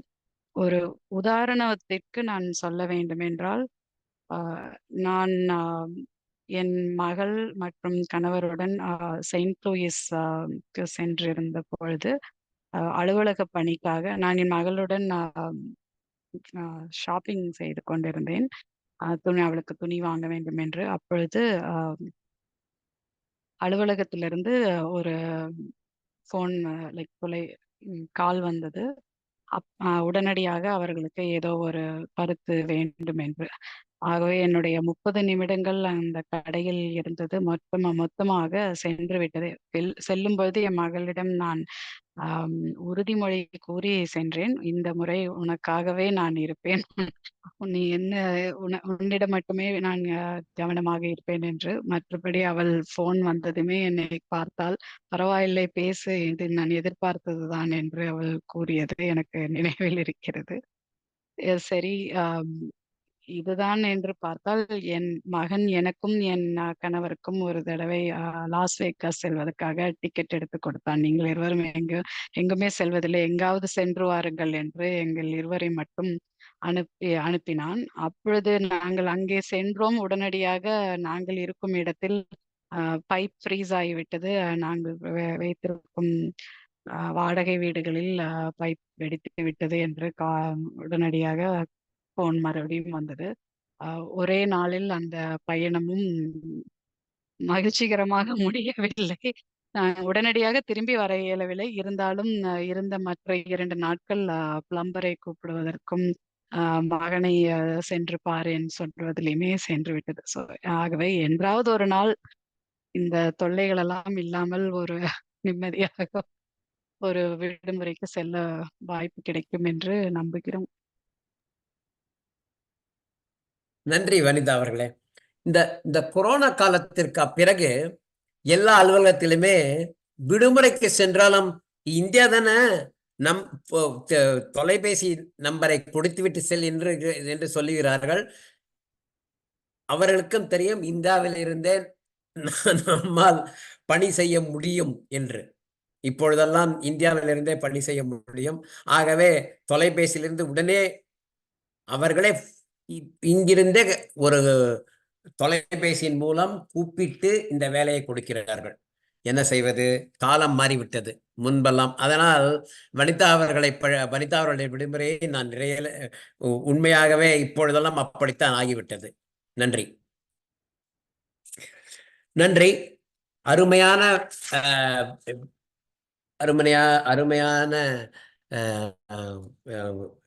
பதில்கள். இதை சொல்வதற்கு சொல்வேந்தர் அனைவருக்கும் நன்றியை கூறி கொள்கிறேன். நேர காப்பாளர் அவர்கள் எல்லோருடைய நேரத்தை சொன்னால் மிகவும் நன்றாக இருக்கும்.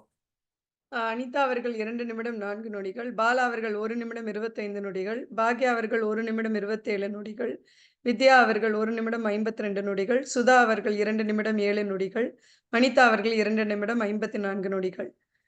கண்ணன் அவர்களே, வனிதா அவர்கள் கொஞ்சம் அதிகமாக போயிருப்பது வாக்குக்கு தகுதி பெறுகிறார்களா, தகுதி பெறவில்லையா என்று நீங்கள் சொல்லலாம்.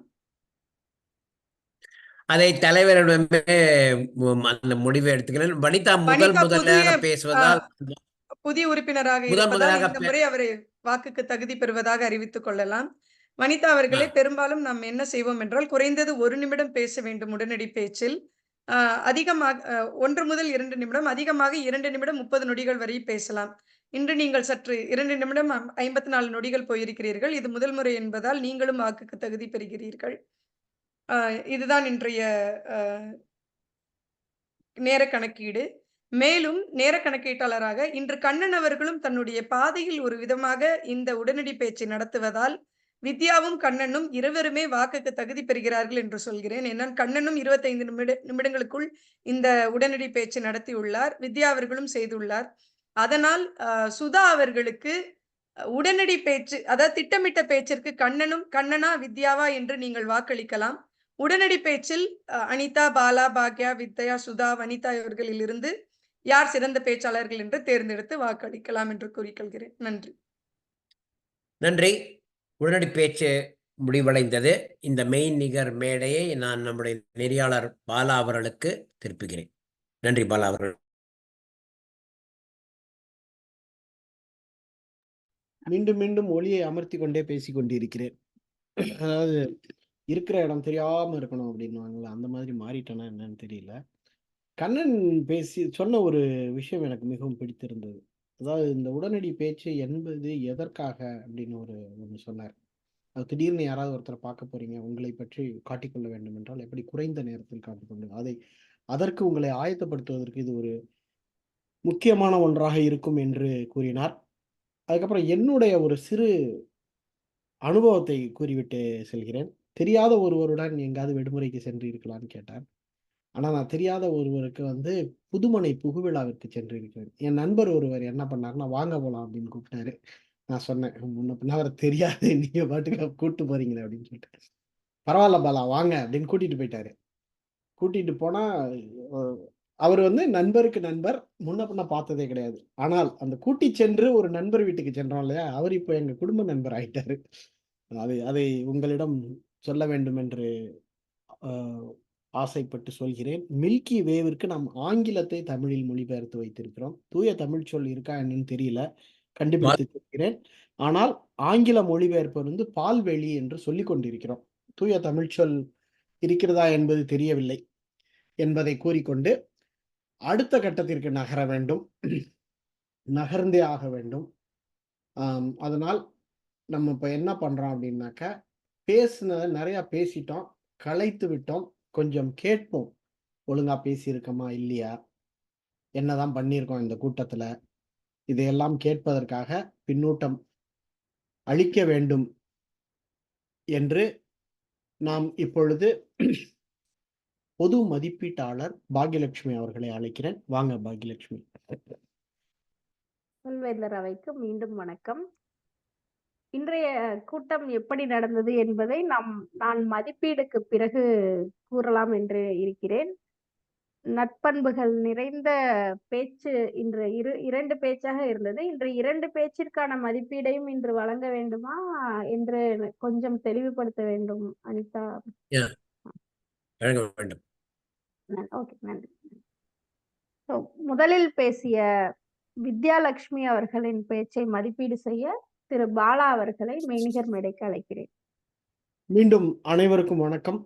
இப்பொழுது நான் ஒரு பின்னூட்டம் அளிக்கும் மதிப்பீட்டாளராக வந்திருக்கிறேன்.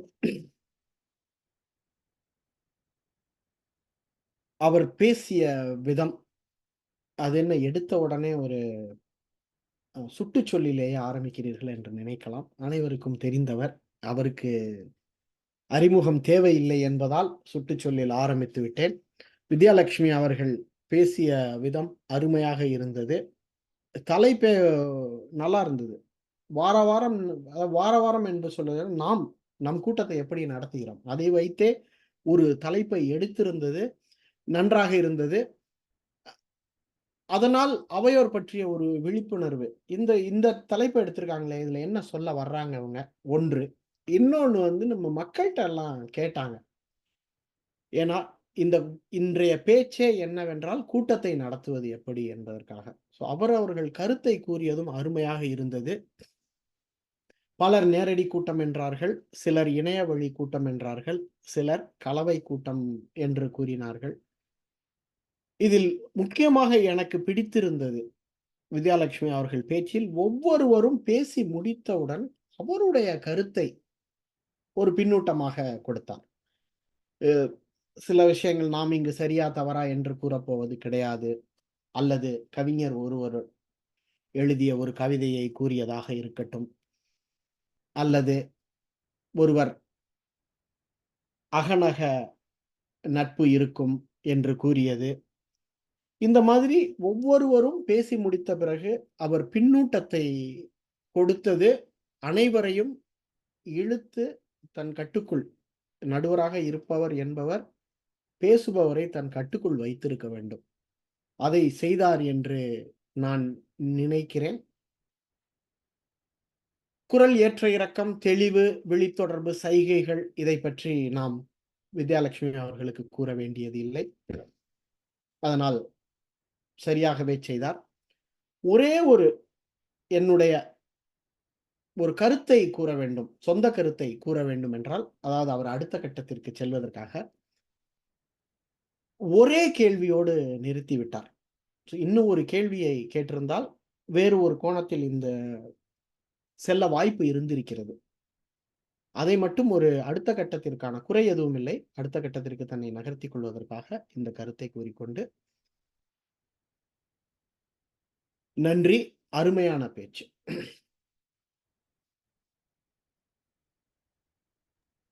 நன்றி பாலா அவர்களே. அடுத்ததாக திரு கண்ணன் அவர்களின் பேச்சை மதிப்பீடு செய்ய வித்யாலட்சுமி அவர்களை மெய்நிகர் மேடைக்கு அழைக்கிறேன். நன்றி பொது மதிப்பீட்டாளர் அவர்களே. இன்று கவனத்துடன் கேட்பது என்ற திட்டப்பணியை கண்ணன் தன்னுடைய அனுபவத்தால் எப்படி கொண்டு சென்றார் என்பதைத்தான் பார்க்கிறோம். பருவத்தே பயிர் செய் என்று சொல்வார்கள். அதுபோல இந்த காலகட்டத்திற்கு இப்பொழுது விடுமுறை வருகிறது என்பதனால் விடுமுறை என்ற தலைப்பையே பொருத்தமாக ஏற்று செய்தார். தலைப்பு பொருத்தமாக இருந்தது என்பது முதலாவது கருத்து. மன்னிக்கவும். அவர் தொடங்கும் பொழுது உடனடி பேச்சை ஒவ்வொருவரும் எப்படி அணுக வேண்டும் என்பதற்கான குறிப்புகள் கொடுத்தார். அது புது சொல்வேந்தர்களுக்கும் சரி, பழைய சொல்வேந்தர்களுக்கும் சரி, அந்த குறிப்புகள் உதவியாகவே இருந்தன. எப்படி அதற்கான விதிகள் என்ன, நேரக்கணக்கு என்ன, முக்கியமாக அவர் சொன்னது, அந்த கேள்விக்கு பதில் தெரியவில்லை என்றால் அதை வேறொரு கோணத்தில் சிந்தித்து சொல்லலாம், அல்லது அந்த கேள்வியே மாற்றி எடுத்துக்கொண்டு வேறு வழியில் பதில் சொல்லலாம் என்று பல குறிப்புகளை உடனடி பேச்சு தொடங்குவதற்கு முன்பாக கொடுத்தார். அது மிகவும் சிறப்பாக இருந்தது. கேள்விகளை கேட்டு அவர்கள் பதில் சொன்னவுடன் மற்றவர் பேசுவதை கவனத்துடன் கேட்டு அதற்கான பின்னூட்டத்தையும் கொடுத்தார். அந்த பின்னூட்டம் கொடுக்கும் பொழுது அந்த கேள்வி தொடர்பான அவருடைய அனுபவம் என்ன என்பதையும் சுருக்கமாக அழகாகவே எடுத்து கூறினார். அதில் ஒரு சிறு நகைச்சுவையாக சொல்ல வேண்டுமென்றால், இவருடைய கடன் அட்டையை இவருடைய வாழ்க்கை இணை பயன்படுத்தி விட்டார், பாவம் அத்தனை ஒன்றும் அறியாத குழந்தையாக இருந்திருக்கிறாரே என்றுதான் நான் நினைத்தேன். சொந்த கடன் அட்டையை பயன்படுத்தி பயணத்திற்கு ஆயிரக்கணக்கான டாலர்கள் பயன்படுத்தி விட்டார்கள். சரி, அது போகட்டும். அவருடைய விழித்தொடர்பும் சிறப்பாகவே இருந்தது. நேராக சொல்வேந்தர்களை பார்த்து அவர்கள் பேசும்பொழுது கவனித்து கேட்கும் அந்த உடல் மொழியும் சிறப்பாக இருந்தது. நான் பார்த்தது இது இடுப்பு வரை கூட இல்லை, கழுத்துக்கு கீழ்தான். ஏனென்றால் இணைய கூட்டத்தில் அதைத்தான் பார்க்க முடியும். உடல் மொழி பார்த்தவரை சரியாகவே இருந்தது. குறிப்பாக ஆங்கில சொற்களை நடுநடுவில் கொஞ்சம் அதிகம் பயன்படுத்தினார். ஆரம்பத்தில் இருந்ததை விட இப்பொழுது ஆங்கில சொற்கள் கண்ணன் அவர்கள் பயன்படுத்துவது குறைந்திருக்கிறது என்றாலும் நடுநடுவில் ஆங்கில சொற்கள் சிலது வந்தது. அதுவுமே அவர் முன்பே திட்டமிட்டு கொஞ்சம் மனதில் இதை சொல்ல வேண்டும் என்று நினைத்து கொண்டு வந்திருந்தால் அதுவும் சரியாக வந்திருக்கும். சில சொற்களை 2-3 முறை மீண்டும் மீண்டும் உரைத்தார். அவை 2 தான் அவர் வளர்த்து கொள்வதற்கான என்னுடைய குறிப்பு. மற்றபடி கேள்விகள் அனைத்தும் சிறப்பாக இருந்தன. அவர் நடத்தி சென்ற விதமும் நன்றாக இருந்தது. மொத்தத்தில் அதிகம் என்னை கவர்ந்தது ஆரம்பத்தில் அவர் சொன்ன குறிப்புகள்.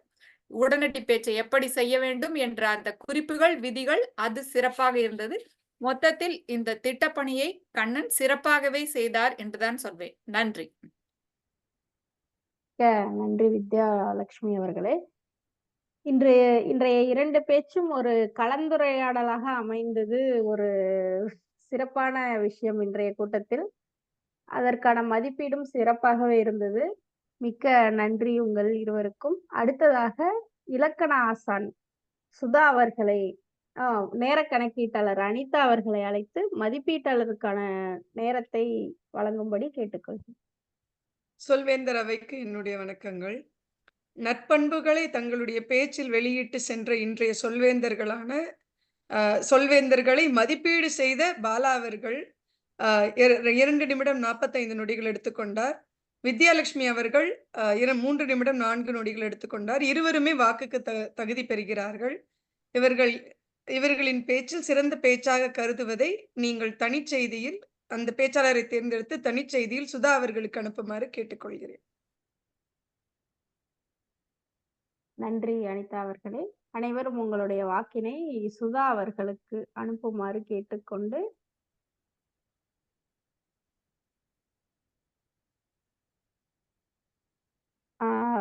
இப்பொழுது சுதா அவர்களை மெய்நிகர் மேடைக்கு அழைக்கிறேன். இன்று அவருடைய பேனா எவ்வளவு எழுதியுள்ளது என்பதை இன்று நாம் தெரிந்து கொள்வோம். வாருங்கள் சுதா, உங்களுடைய இலக்கண ஆசான் மற்றும் உபரிச்சொல் கணக்கையும் நீங்கள் அவைக்கு தருமாறு கேட்டுக்கொள்ளப்படுகிறீர்கள்.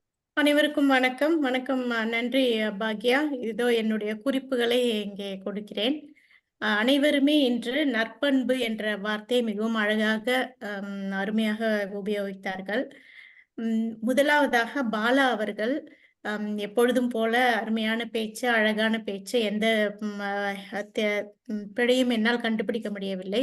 ஒன்றே ஒன்று நான் பிடித்துக்கொள் என்று எனக்கு போட்ட ஒன்று ஜோக்குகள் என்று ஒரு ஆங்கில வார்த்தையை உபயோகித்தார். மற்றபடி அத்தனையுமே அருமையாக இருந்தது. அனிதா அவர்கள் மிகவும் அருமையாக பேசினார். சில ஆங்கில வார்த்தைகளை தவிர என்னால் ஒரு உபரி சொல்லையோ அல்லது எதையும் கணக்கிட முடியவில்லை. நான் விட்டிருக்கலாம், ஆனால் என்னை பொறுத்தவரை மிகவும் தெளிவாக பேசியதாகவே நான் உணர்ந்தேன். Digital photos, local roads, localised people, ship பண்ணி, பிரிண்ட், டெவலப்பர், ஃப்ரெண்ட்ஸ், மொக்கை என்று மொழி இல்லாத வார்த்தைகளையும் உபயோகப்படுத்தினார். என்ற சொல் ஒரு முறை உபயோகப்படுத்தினார். மற்றபடி மிகவும் அருமையாக இருந்தது. எந்த பிழையும் நான் வேற எதுவும் நான் குறித்து கொள்ளவில்லை. வித்யா அவர்கள் என்னடா என்னை குறை சொல்கிறாரா என்று பார்க்க போகிறார். இருந்தாலும் ஒரே ஒரு விதி நான் நோட் செய்தேன். அது என்னவென்றால், குறிப்பெடுத்தேன். அது என்னவென்றால் 3 கூட்டம் அல்லது 4 கூட்டம் என்று சொல்ல வேண்டும். அவர் 3 கூட்டம் அல்லது 4 கூட்டம் என்று வாய்த்தவரை சொல்லிவிட்டார் என்று நினைக்கிறேன். ஆனால் எனக்கு அது கேட்டது. அதை குறிப்பில் எடுத்துக்கொண்டேன். மற்றபடி அழகாக நற்பண்பு என்பதை உபயோகப்படுத்தினார். கண்ணன் அவர்கள் மிகவும் அழகாக பேசினார். எப்பொழுதும் போல உண்மையிலேயே எனக்கு மிக மிக பிடித்தது கண்ணன் அவர்களது பேச்சு. அருமையாக இருந்தது, தெளிவாக இருந்தது. மிகவும் தன்னம்பிக்கையுடன் அழகாக பேசினார். பாடி லாங்குவேஜ், ஆன்லைன் கூட்டம், அன்ரெஸ்ட்ரிக்டட், கிரெடிட் கார்டு என்பதற்கு கடன் அட்டை என்று நான் தெரிந்து கொண்டேன். ரிசார்ட் என்பதற்கு உல்லாச போக்கிடம் என்பதை தெரிந்து கொண்டேன். மற்றபடி மில்கி வே என்பதற்கு வித்யா அவர்கள் ஒரு விளக்கம் சொல்லியிருந்தார். அதை நான் படித்தேன், ஆனால் விண்வெளி மண்டலம் என்று நினைக்கிறேன். வனிதா அவர்கள் நற்பண்பு என்பதை உபயோகப்படுத்தவில்லை. ஆனால் மிகவும் அழகாக பேசினார். வரவில்லை என்று முதல் ஒரு வரியில் மட்டும் பேசிவிட்டு எனக்கு ஒழுங்காக தமிழ் வரவில்லை என்று சொன்னார். ஆனால் அதை சொல்லி முடித்த அடுத்த கணத்திலிருந்து மிகவும் அழகாக அருமையான சொற்ப தொடர்களும் பயன்பாடும் படுத்தி மிகவும் அழகாக பேசினார். ஷாப்பிங், ஃபோன் கால் என்ற 2 ஆங்கில வார்த்தைகள் உபயோகித்ததை நான் குறிப்பிட்டுள்ளேன். மற்றபடி அனைவரும் மிகவும் அழகாக பேசினார்கள். மிக்க நன்றி. வணக்கம். நன்றி சுதா அவர்களே. இன்று என்னை நீங்கள் விட்டுவிட்டீர்கள் என்று நினைக்கிறேன்.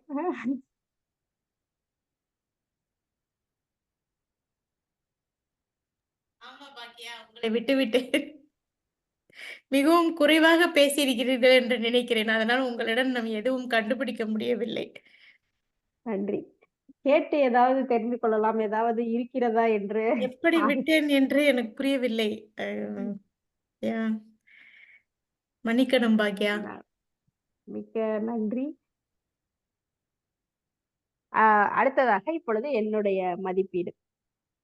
இன்றைய 2 பேச்சுக்களுமே நான் முன்பே சொன்னது போல ஒரு கலந்துரையாடலாக இருந்ததால் இன்று கூட்டமாகவே தெரியவில்லை. நாம் எப்பொழுதும் உரையாடல் போலவே இன்றைய கூட்டம் இருந்தது. நாம் ஒருவருக்கொருவர் கருத்தினை பரிமாறிக்கொண்டு கண்ணன் அவர்களும் வித்யா அவர்களும் மிக நேர்த்தியாக அதை கொண்டு சென்றார் என்றால் பாலா பேசும் பொழுது ஒலி அளவை குறைத்து கொண்டிருக்கிறது. இப்பொழுது நன்றாக கேட்கிறது. தும்முவது திடீரென்று தவிர்க்க முடியாது. அதனால் இன்றைய கூட்டம் மிக அருமையாக இருந்தது. இன்று எப்பொழுதும் போல நாம் 8:15 என்றவுடன் நாம் கூட்டத்தை தொடங்கிவிட்டோம். சரியான நேரத்திற்கு கூட்டம் தொடங்கப்பட்டது. இப்பொழுது நான் பொதுவாக பார்த்தது ஆங்கில வார்த்தைகள் ஆங்காங்கே அனைவருமே கொஞ்சம் உபயோகப்படுத்த ஆரம்பித்து விட்டோம் என்று நினைக்கிறேன். முதலில் கொஞ்சம் குறைவாக இருந்தது. இப்பொழுது ஒரு கடந்த 1-2 கூட்டங்களாக அதன் பயன்பாடு கொஞ்சம் விரிவடைந்து பறந்து ஆங்காங்கே தெளிக்கப்படுவது போல ஒரு தோற்றம் இருக்கிறது. அதை மட்டும் நாம் மனதில் நிறுத்திக் கொண்டு அடுத்தடுத்த கூட்டங்களில் அதை குறைத்துக் கொள்வோம் என்ற நம்பிக்கையில் மேடையை நான் இப்பொழுது நெறியாளர் பாலா அவர்களிடம் ஒப்படைக்கிறேன். மியூட்டை அன்மியூட் பண்ணுங்க. இன்று என்னுடைய தும்மும் பொழுது சத்தம் வருகிறது, பேசும்போது சத்தம் போட மாட்டேன்றியேன்னு சொல்ற மாதிரி இருக்கு ஒவ்வொருத்தரும். மொக்கை என்பது தமிழ் சொல். எங்கிருந்து வந்ததுன்னு இப்போ எனக்கு என்னுடைய வேலையத்த வேலை நிறைய பார்த்துட்டு இருக்கேன். ஒவ்வொரு சொல்லும் எங்க இருந்து வந்திருக்கும், எப்படி வந்திருக்கும், அதோட வேர்ச்சொல் என்ன, இந்த சொல் எப்படி வந்ததுன்னெலாம் தேடி கண்டுபிடிச்சிக்கிட்டு இருந்தேன். இப்போ மொக்கை அப்படின்றது தமிழ் சொல். எங்கிருந்து வந்ததுன்னு சொல்லிடுறேன். மொக்கு அப்படின்ற சொல்லிலிருந்து வந்தது. மொக்குக்கு வந்துட்டு பருமன் அதிகம் அப்படின்னு ஒரு பொருள் உண்டு. மொக்கன் அப்படி என்றால் பருமன் நானவன். நிறைய பேசிக்கிட்டே இருந்தோம்னா அதுக்கு பேரு மொக்கை, மொக்கையாக பேசுவது அப்படின்னு பொருள். அதனால மொக்கை என்பது தமிழ் சொல். நன்றி என்று கூறி மொக்கு என்ற வேர்ச்சொல்லில் இருந்து வந்தது என்று கூறி இன்றைய கூட்டம் அருமையாக இருந்தது. அனைவரும் அருமையாக பேசினார்கள் என்று கூறி பொழுது கூட்டத்தை அதற்கு முன் வெற்றி கோப்பை அறிவிப்பாளர் அவர்களை அழைக்கிறேன். வாருங்கள் சுதா அவர்களே. அனைவருக்கும் வணக்கம். தன்னிச்சையாக தயாரிக்கப்பட்ட பேச்சில் வித்யா அவர்கள் வெற்றி பெறுகிறார். அடுத்ததாக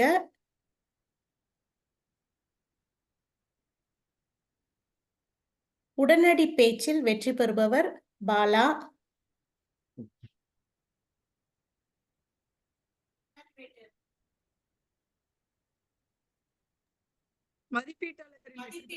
மதிப்பீட்டாளராகவும் வெற்றி பெறுபவர் பாலா அவர்களே. நன்றி. கண்ணன் அவர்கள் ஒரு கேள்வி கேட்டிருக்கிறார். தமிழில் எண்ணு பெயர்கள் என்று ஒரு தனி பகுதியே இருக்கிறது. நீங்க தொல்காப்பியம் படித்தாலும் சரி, அல்லது நன்னூல் படித்தாலும் எண்ணு பெயர்கள் ஒன்று என்று இருக்கிறது. தமிழில் எண்ணை முதலில் கூறிவிட்டீர்கள் என்றால் 10 மாடு என்று சொன்னாலே அது வந்து பன்மைதான். 10 மாடுகள் அப்படின்னு சொன்னா தவறு கிடையாது. ஆனால் இந்த கல்விகுதி கிட்டத்தட்ட ஒரு 7ஆம் நூற்றாண்டு 6ஆம் நூற்றாண்டுக்கு பிறகுதான் நம்ம தமிழ்ல சேர்ந்தது. அதுக்கு முன்னால கல்விகுதி பெருசா கிடையாது. அர்விகுதி தான் இருந்தது. ஆர் விகுதி தான் இருந்தது. அதனால் 10 மாடு அப்படின்னு சொன்னாலே என் எண்ணு பெயருக்கு அது ஒரு சிறப்பு உண்டு தமிழில். நம்ம என்ன பண்றோம்னா ஆங்கிலத்துல வந்து 10 கவுஸ் என்று சொன்னால் தமிழிலும் 10 மாடுகள் தான் சரி என்று நாம் தவறாக நினைத்துக் கொண்டிருக்கிறோம். எண்ணை முன்னாடி, அதாவது ஒரு பெயர் சொல்லுக்கு முன்னால் அல்லது ஒரு சொல்லுக்கு முன்னால் நீங்கள் கூறினீர்கள் என்றால் அடுத்து வரும் சொல்லுக்கு கல்விகுதி சேர்க்க வேண்டும் என்ற அவசியம் கிடையாது. அதனால் 10 நீங்க தூய தமிழில் சொல்ல வேண்டும், இலக்கண பிழை இல்லாமல் நாம் தமிழில் பேச வேண்டும் என்றால் 10 மாடு என்று சொல்வதுதான் சரி. 10 மாடுகள் எப்பவுமே நாம் வழக்கு சொல்லுக்கு எப்பவுமே நாம் முக்கியத்துவம் கொடுப்பதுண்டு. தொல்காப்பியரே என்ன சொல்லியிருக்காருனாக்கா, வழக்கும் செய்யுளும் அப்படின்னு தான் ஆரம்பிக்கிறாரு. நான் இந்த இலக்கண நூலை ஏன் எழுதினேன் அப்படின்னாக்கா, அதாவது வடவேங்கடம் தென்குமரை ஆயிடை தமிழ் கூறும் நல்லுலகத்து வழக்கும் செய்யுளும் அப்படின்னு தான் சொல்றாருங்க. வழக்கையும் கணக்கில் எடுத்துக்கொள்கிறார். தமிழில் வழக்கும் முக்கியமான ஒரு சொல். அதனாலதான் நான் சொன்னேன் மொக்கை என்றது தூய தமிழ் சொல்னு சொன்னதுக்கு காரணம். நம் மக்கள் தேவையில்லாத சில சொற்களை உபயோகப்படுத்த மாட்டார்கள். இப்பொழுது பிறமொழி சொற்கள் நிறைய வந்துட்டதுனால அந்த குழப்பம் நிறைய இருக்கிறது. அதனால் 3 கூட்டம் என்பது சரி. 3 கூட்டங்கள்னு சொன்னாலும் தவறு இல்லை என்று கூறிக்கொண்டு இப்பொழுது கூட்டத்தை தலைவர் அனிதா அவர்களிடம் ஒப்படைக்கிறேன். அனிதா அவர்களே. முன் ஒரு கருத்து, என்னுடைய கருத்தை சாட்டில் போட்டுள்ளேன்.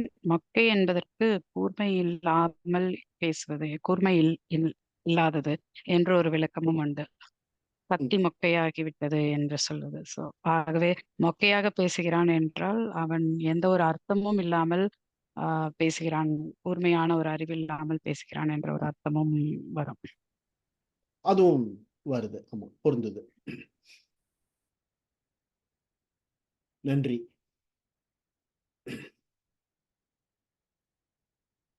தலைவர் அவர்களே. நீங்கள் என்னிடம் ஒப்படைத்து விட்டீர்களா பாலா அவர்களே? ஆமாம், கூட்டத்தை உங்கள் கையில் ஒப்படைத்து விட்டேன்.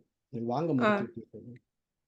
இன்றைய கூட்டம் வந்து சிறப்பாக நடந்தது என்று நம்மளுடைய நெறியாளரும் நம்மளுடைய பொது மதிப்பீட்டாளரும் சொல்லியுள்ளார்கள். 7 உறுப்பினர்களே வந்தாலும் சிறப்பாக இன்றைய கூட்டத்தில் இன்று எனக்கு மிகவும் பிடித்தது என்னவென்றால், தெரிந்தோ தெரியாமலோ வித்யாலட்சுமி அவர்களும் கண்ணன் அவர்களும் கிட்டத்தட்ட ஒரே மாதிரியான விஷயங்களை செய்தார்கள் என்று நான் பார்க்கிறேன். அவர் என்னென்ன விவாத மேடை நடத்தினார், இவர் என்னவென்றால் உடனடி பேச்சை கொடுத்து நடத்தினார். இரண்டுமே நன்றாக இருந்தது. வெகு நாட்களுக்கு பிறகு, அதாவது கூட்டத்தின் நேரத்தை மிகவும் பயனுள்ளதாக பயன்படுத்தியுள்ளதாக நான் பார்த்தேன். ஏனென்றால் ஒரு பேச்சாளரோ இல்ல 2 பேச்சாளர்கள் மட்டுமே இருக்கும்போது, இன்று 20 நிமிட பேச்சும் அதேபோல் உடனடி பேச்சையும் ஒரு திட்டப்பணியாக எடுத்து செய்ததும் மிக சிறப்பாக இருந்தது. இன்று இரவு நம்மளுடைய இந்த ஞாயிற்றுக்கிழமைக்கான பட்டிமன்றத்திற்கான தலைப்பு தேர்ந்தெடுக்கப்படும். இப்போது வந்திருப்பவர்களும் இல்ல அல்லதென்றால் நம்மளுடைய கூட்டத்தில் இருக்க உறுப்பினர்களுக்கும் நான் செய்தியை போடுகிறேன். இன்னும் ஏதாவது உங்களுக்கு தலைப்புகள் இருந்தால் தயவு செய்து இன்று இரவு 10, 11 மணிக்குள் சொல்லீர்கள் என்றால், நான் நடுவர் அவர்களிடம் பேசி உடனடியாக இன்று இரவே அந்த தலைப்பை உறுதி செய்து போட்டு விடுகிறேன். அதற்கு பின்பு நாம் வாக்கு அடிப்படையில் பேச்சாளர்களை தேர்ந்தெடுக்கலாம் என்று நினைத்தேன். ஆனால் வருவதே 6 பேர் என்று சொல்லியிருப்பதால் அதில் நான் நீங்கி விடுவேன். வேறு யாராவது ஒரு பேச்சாளர் பேச வேண்டும் என்றாலும் பேசலாம். சுதா அவர்கள், நீங்கள் ஞாயிற்றுக்கிழமை உங்களுக்கு நேரம் இருப்பின் நீங்களும் வந்து அந்த பட்டிமன்றத்தில் பேச உங்களுடைய நேரத்தை நீங்கள் செல்லலாம். ஏற்கனவே நாம் அதற்கான வாக்கு கேட்டிருந்தோம். தாங்களும் நீங்கள் அதற்கு போடலாம் சுதா அவர்களே. நீங்கள் இன்னும் உங்களுடைய வாக்கை அளிக்கவில்லை. கண்ணன் அவர்கள், வித்யா அவர்கள், வரதராஜன் அவர்கள், வனிதா அவர்கள், ஜேபி அவர்கள் கலந்து கொள்வதாக வாக்கு அளித்திருக்கிறார்கள். நானும் பாக்கியாவும் நான் இருப்பேன். பாக்கியா அவர்கள் இன்றோ நாளையோ அதை சொல்கிறேன் என்று சொல்லி இருக்கிறார். பாலாவும் கிருத்திகா அவர்களும் முடியாது என்று சொல்லியிருக்கிறார்கள். அதனால் 6 பேர் இருந்தால் பட்டிமன்றத்தை நாம் சிறப்பாக நடத்தலாம். அதை நாம் மற்றைய கூட்டங்களிலும் போட்டு மற்றவர்களை வந்து பார்க்க சொல்லலாம் என்று நினைக்கிறேன். இதுதான் இப்ப தற்போதைய முடிவு. உங்களுக்கு வேறு ஏதாவது தலைப்புகள் இருந்தாலும் தயவு செய்து தர வேண்டும். ஏனால் திரும்பவும் இன்று நான் அருட்பிரகாசன் அண்ணாவிடம் பேசி அவருடைய பட்டிமன்றத்திற்கான நேரத்தை உறுதி செய்து, இதே நேரத்தில் நாம் வந்து சொல்வேன் என்று சொல்லி, சொல்வேந்தர் கூட்டத்தை அடுத்த கூட்டம் வரைக்கும் ஒத்தி வைக்கிறேன். அதற்கு முன்பாக முக்கியமான ஒன்று. அடுத்த கூட்டத்தில் நாம் நம் தலைவரை தேர்ந்தெடுக்கப் போகிறோம். அது என்பதை அறிவித்துக் கொள்கிறேன். ஆதலால் தயவு செய்து அனைவரும் அடுத்த கூட்டத்திற்கு வரவும். அடுத்த கூட்டம் நமக்கு ஜூன் 4ஆம் தேதி நடைபெறும். அது அனைவரும் ஜூன் எவ்வளவு முன்னாடியே உங்களால் அதை அறிவிக்க முடியுமோ, அதாவது நம்மளுடைய அந்த யுஎஸ் வைடு அந்த குழுவிலும், உறுப்பினர் குழுவிலும் இப்பொழுதே அதை போட்டுவிட்டீர்கள் என்றால் நன்றாக இருக்கும். நடுவுல ஒரு பட்டிமன்றத்தையா? பட்டிமன்றத்தை இல்ல. அடுத்த தலைவர் தேர்ந்தெடுப்பதற்கு. அது நாம் வைடில் போட முடியாது. உறுப்பினர்கள் மட்டுமே வந்து தலைவரை உறுப்பினர்களில் போட்டு விடுங்கள். நடுவுல ஒரு பட்டிமன்றத்தை வைடில் போடுவோம். ஆமா, ஜூன் 4ஆம் தேதிக்கு முன் ஒரு குறைந்த நாள் ஒரு 5-6 நாட்களுக்கு முன்னாடியும் ஒரு தடவை போட்டு விட்டுருங்க. கண்ணன் அவர்கள், வித்யா அவர்கள், சுதா, பாக்யா, பாலா, வனிதா அனைவருமே நீங்கள் நமக்கான அந்த அலுவலக பணியில் உங்களுக்கு குறிப்பிட்ட யாரையாவது வந்து இந்த அலுவல்கள் எடுத்தால் நன்றா இருக்கும், நானே இந்த பொறுப்பை எடுத்துக்கொண்டால் நன்றாக இருக்கும் என்று நினைப்பவர்கள் முன் வந்து தயவு செய்து நம் உறுப்பினர்கள் யாரிடமாவது சொல்லி உங்களை அவர்களை முன்மொழிய சொல்லீர்கள் என்றால் சிறப்பாக இருக்கும். அல்லது என்னிடமோ இல்ல பாக்யா அவர்களிடமோ, வித்யா நீங்கள் தானே இந்த தடவை தேர்தல் ஆணையராக இருக்க போகிறீர்கள், வித்யாவிடமோ சொன்னாலும் சிறப்பாக இருக்கும். அதையும் நாம் தனியாக பேச வேண்டும் என்றால் நீங்கள் தனியாக அழைத்து உங்களுடைய சந்தேகங்களை கேட்கலாம்.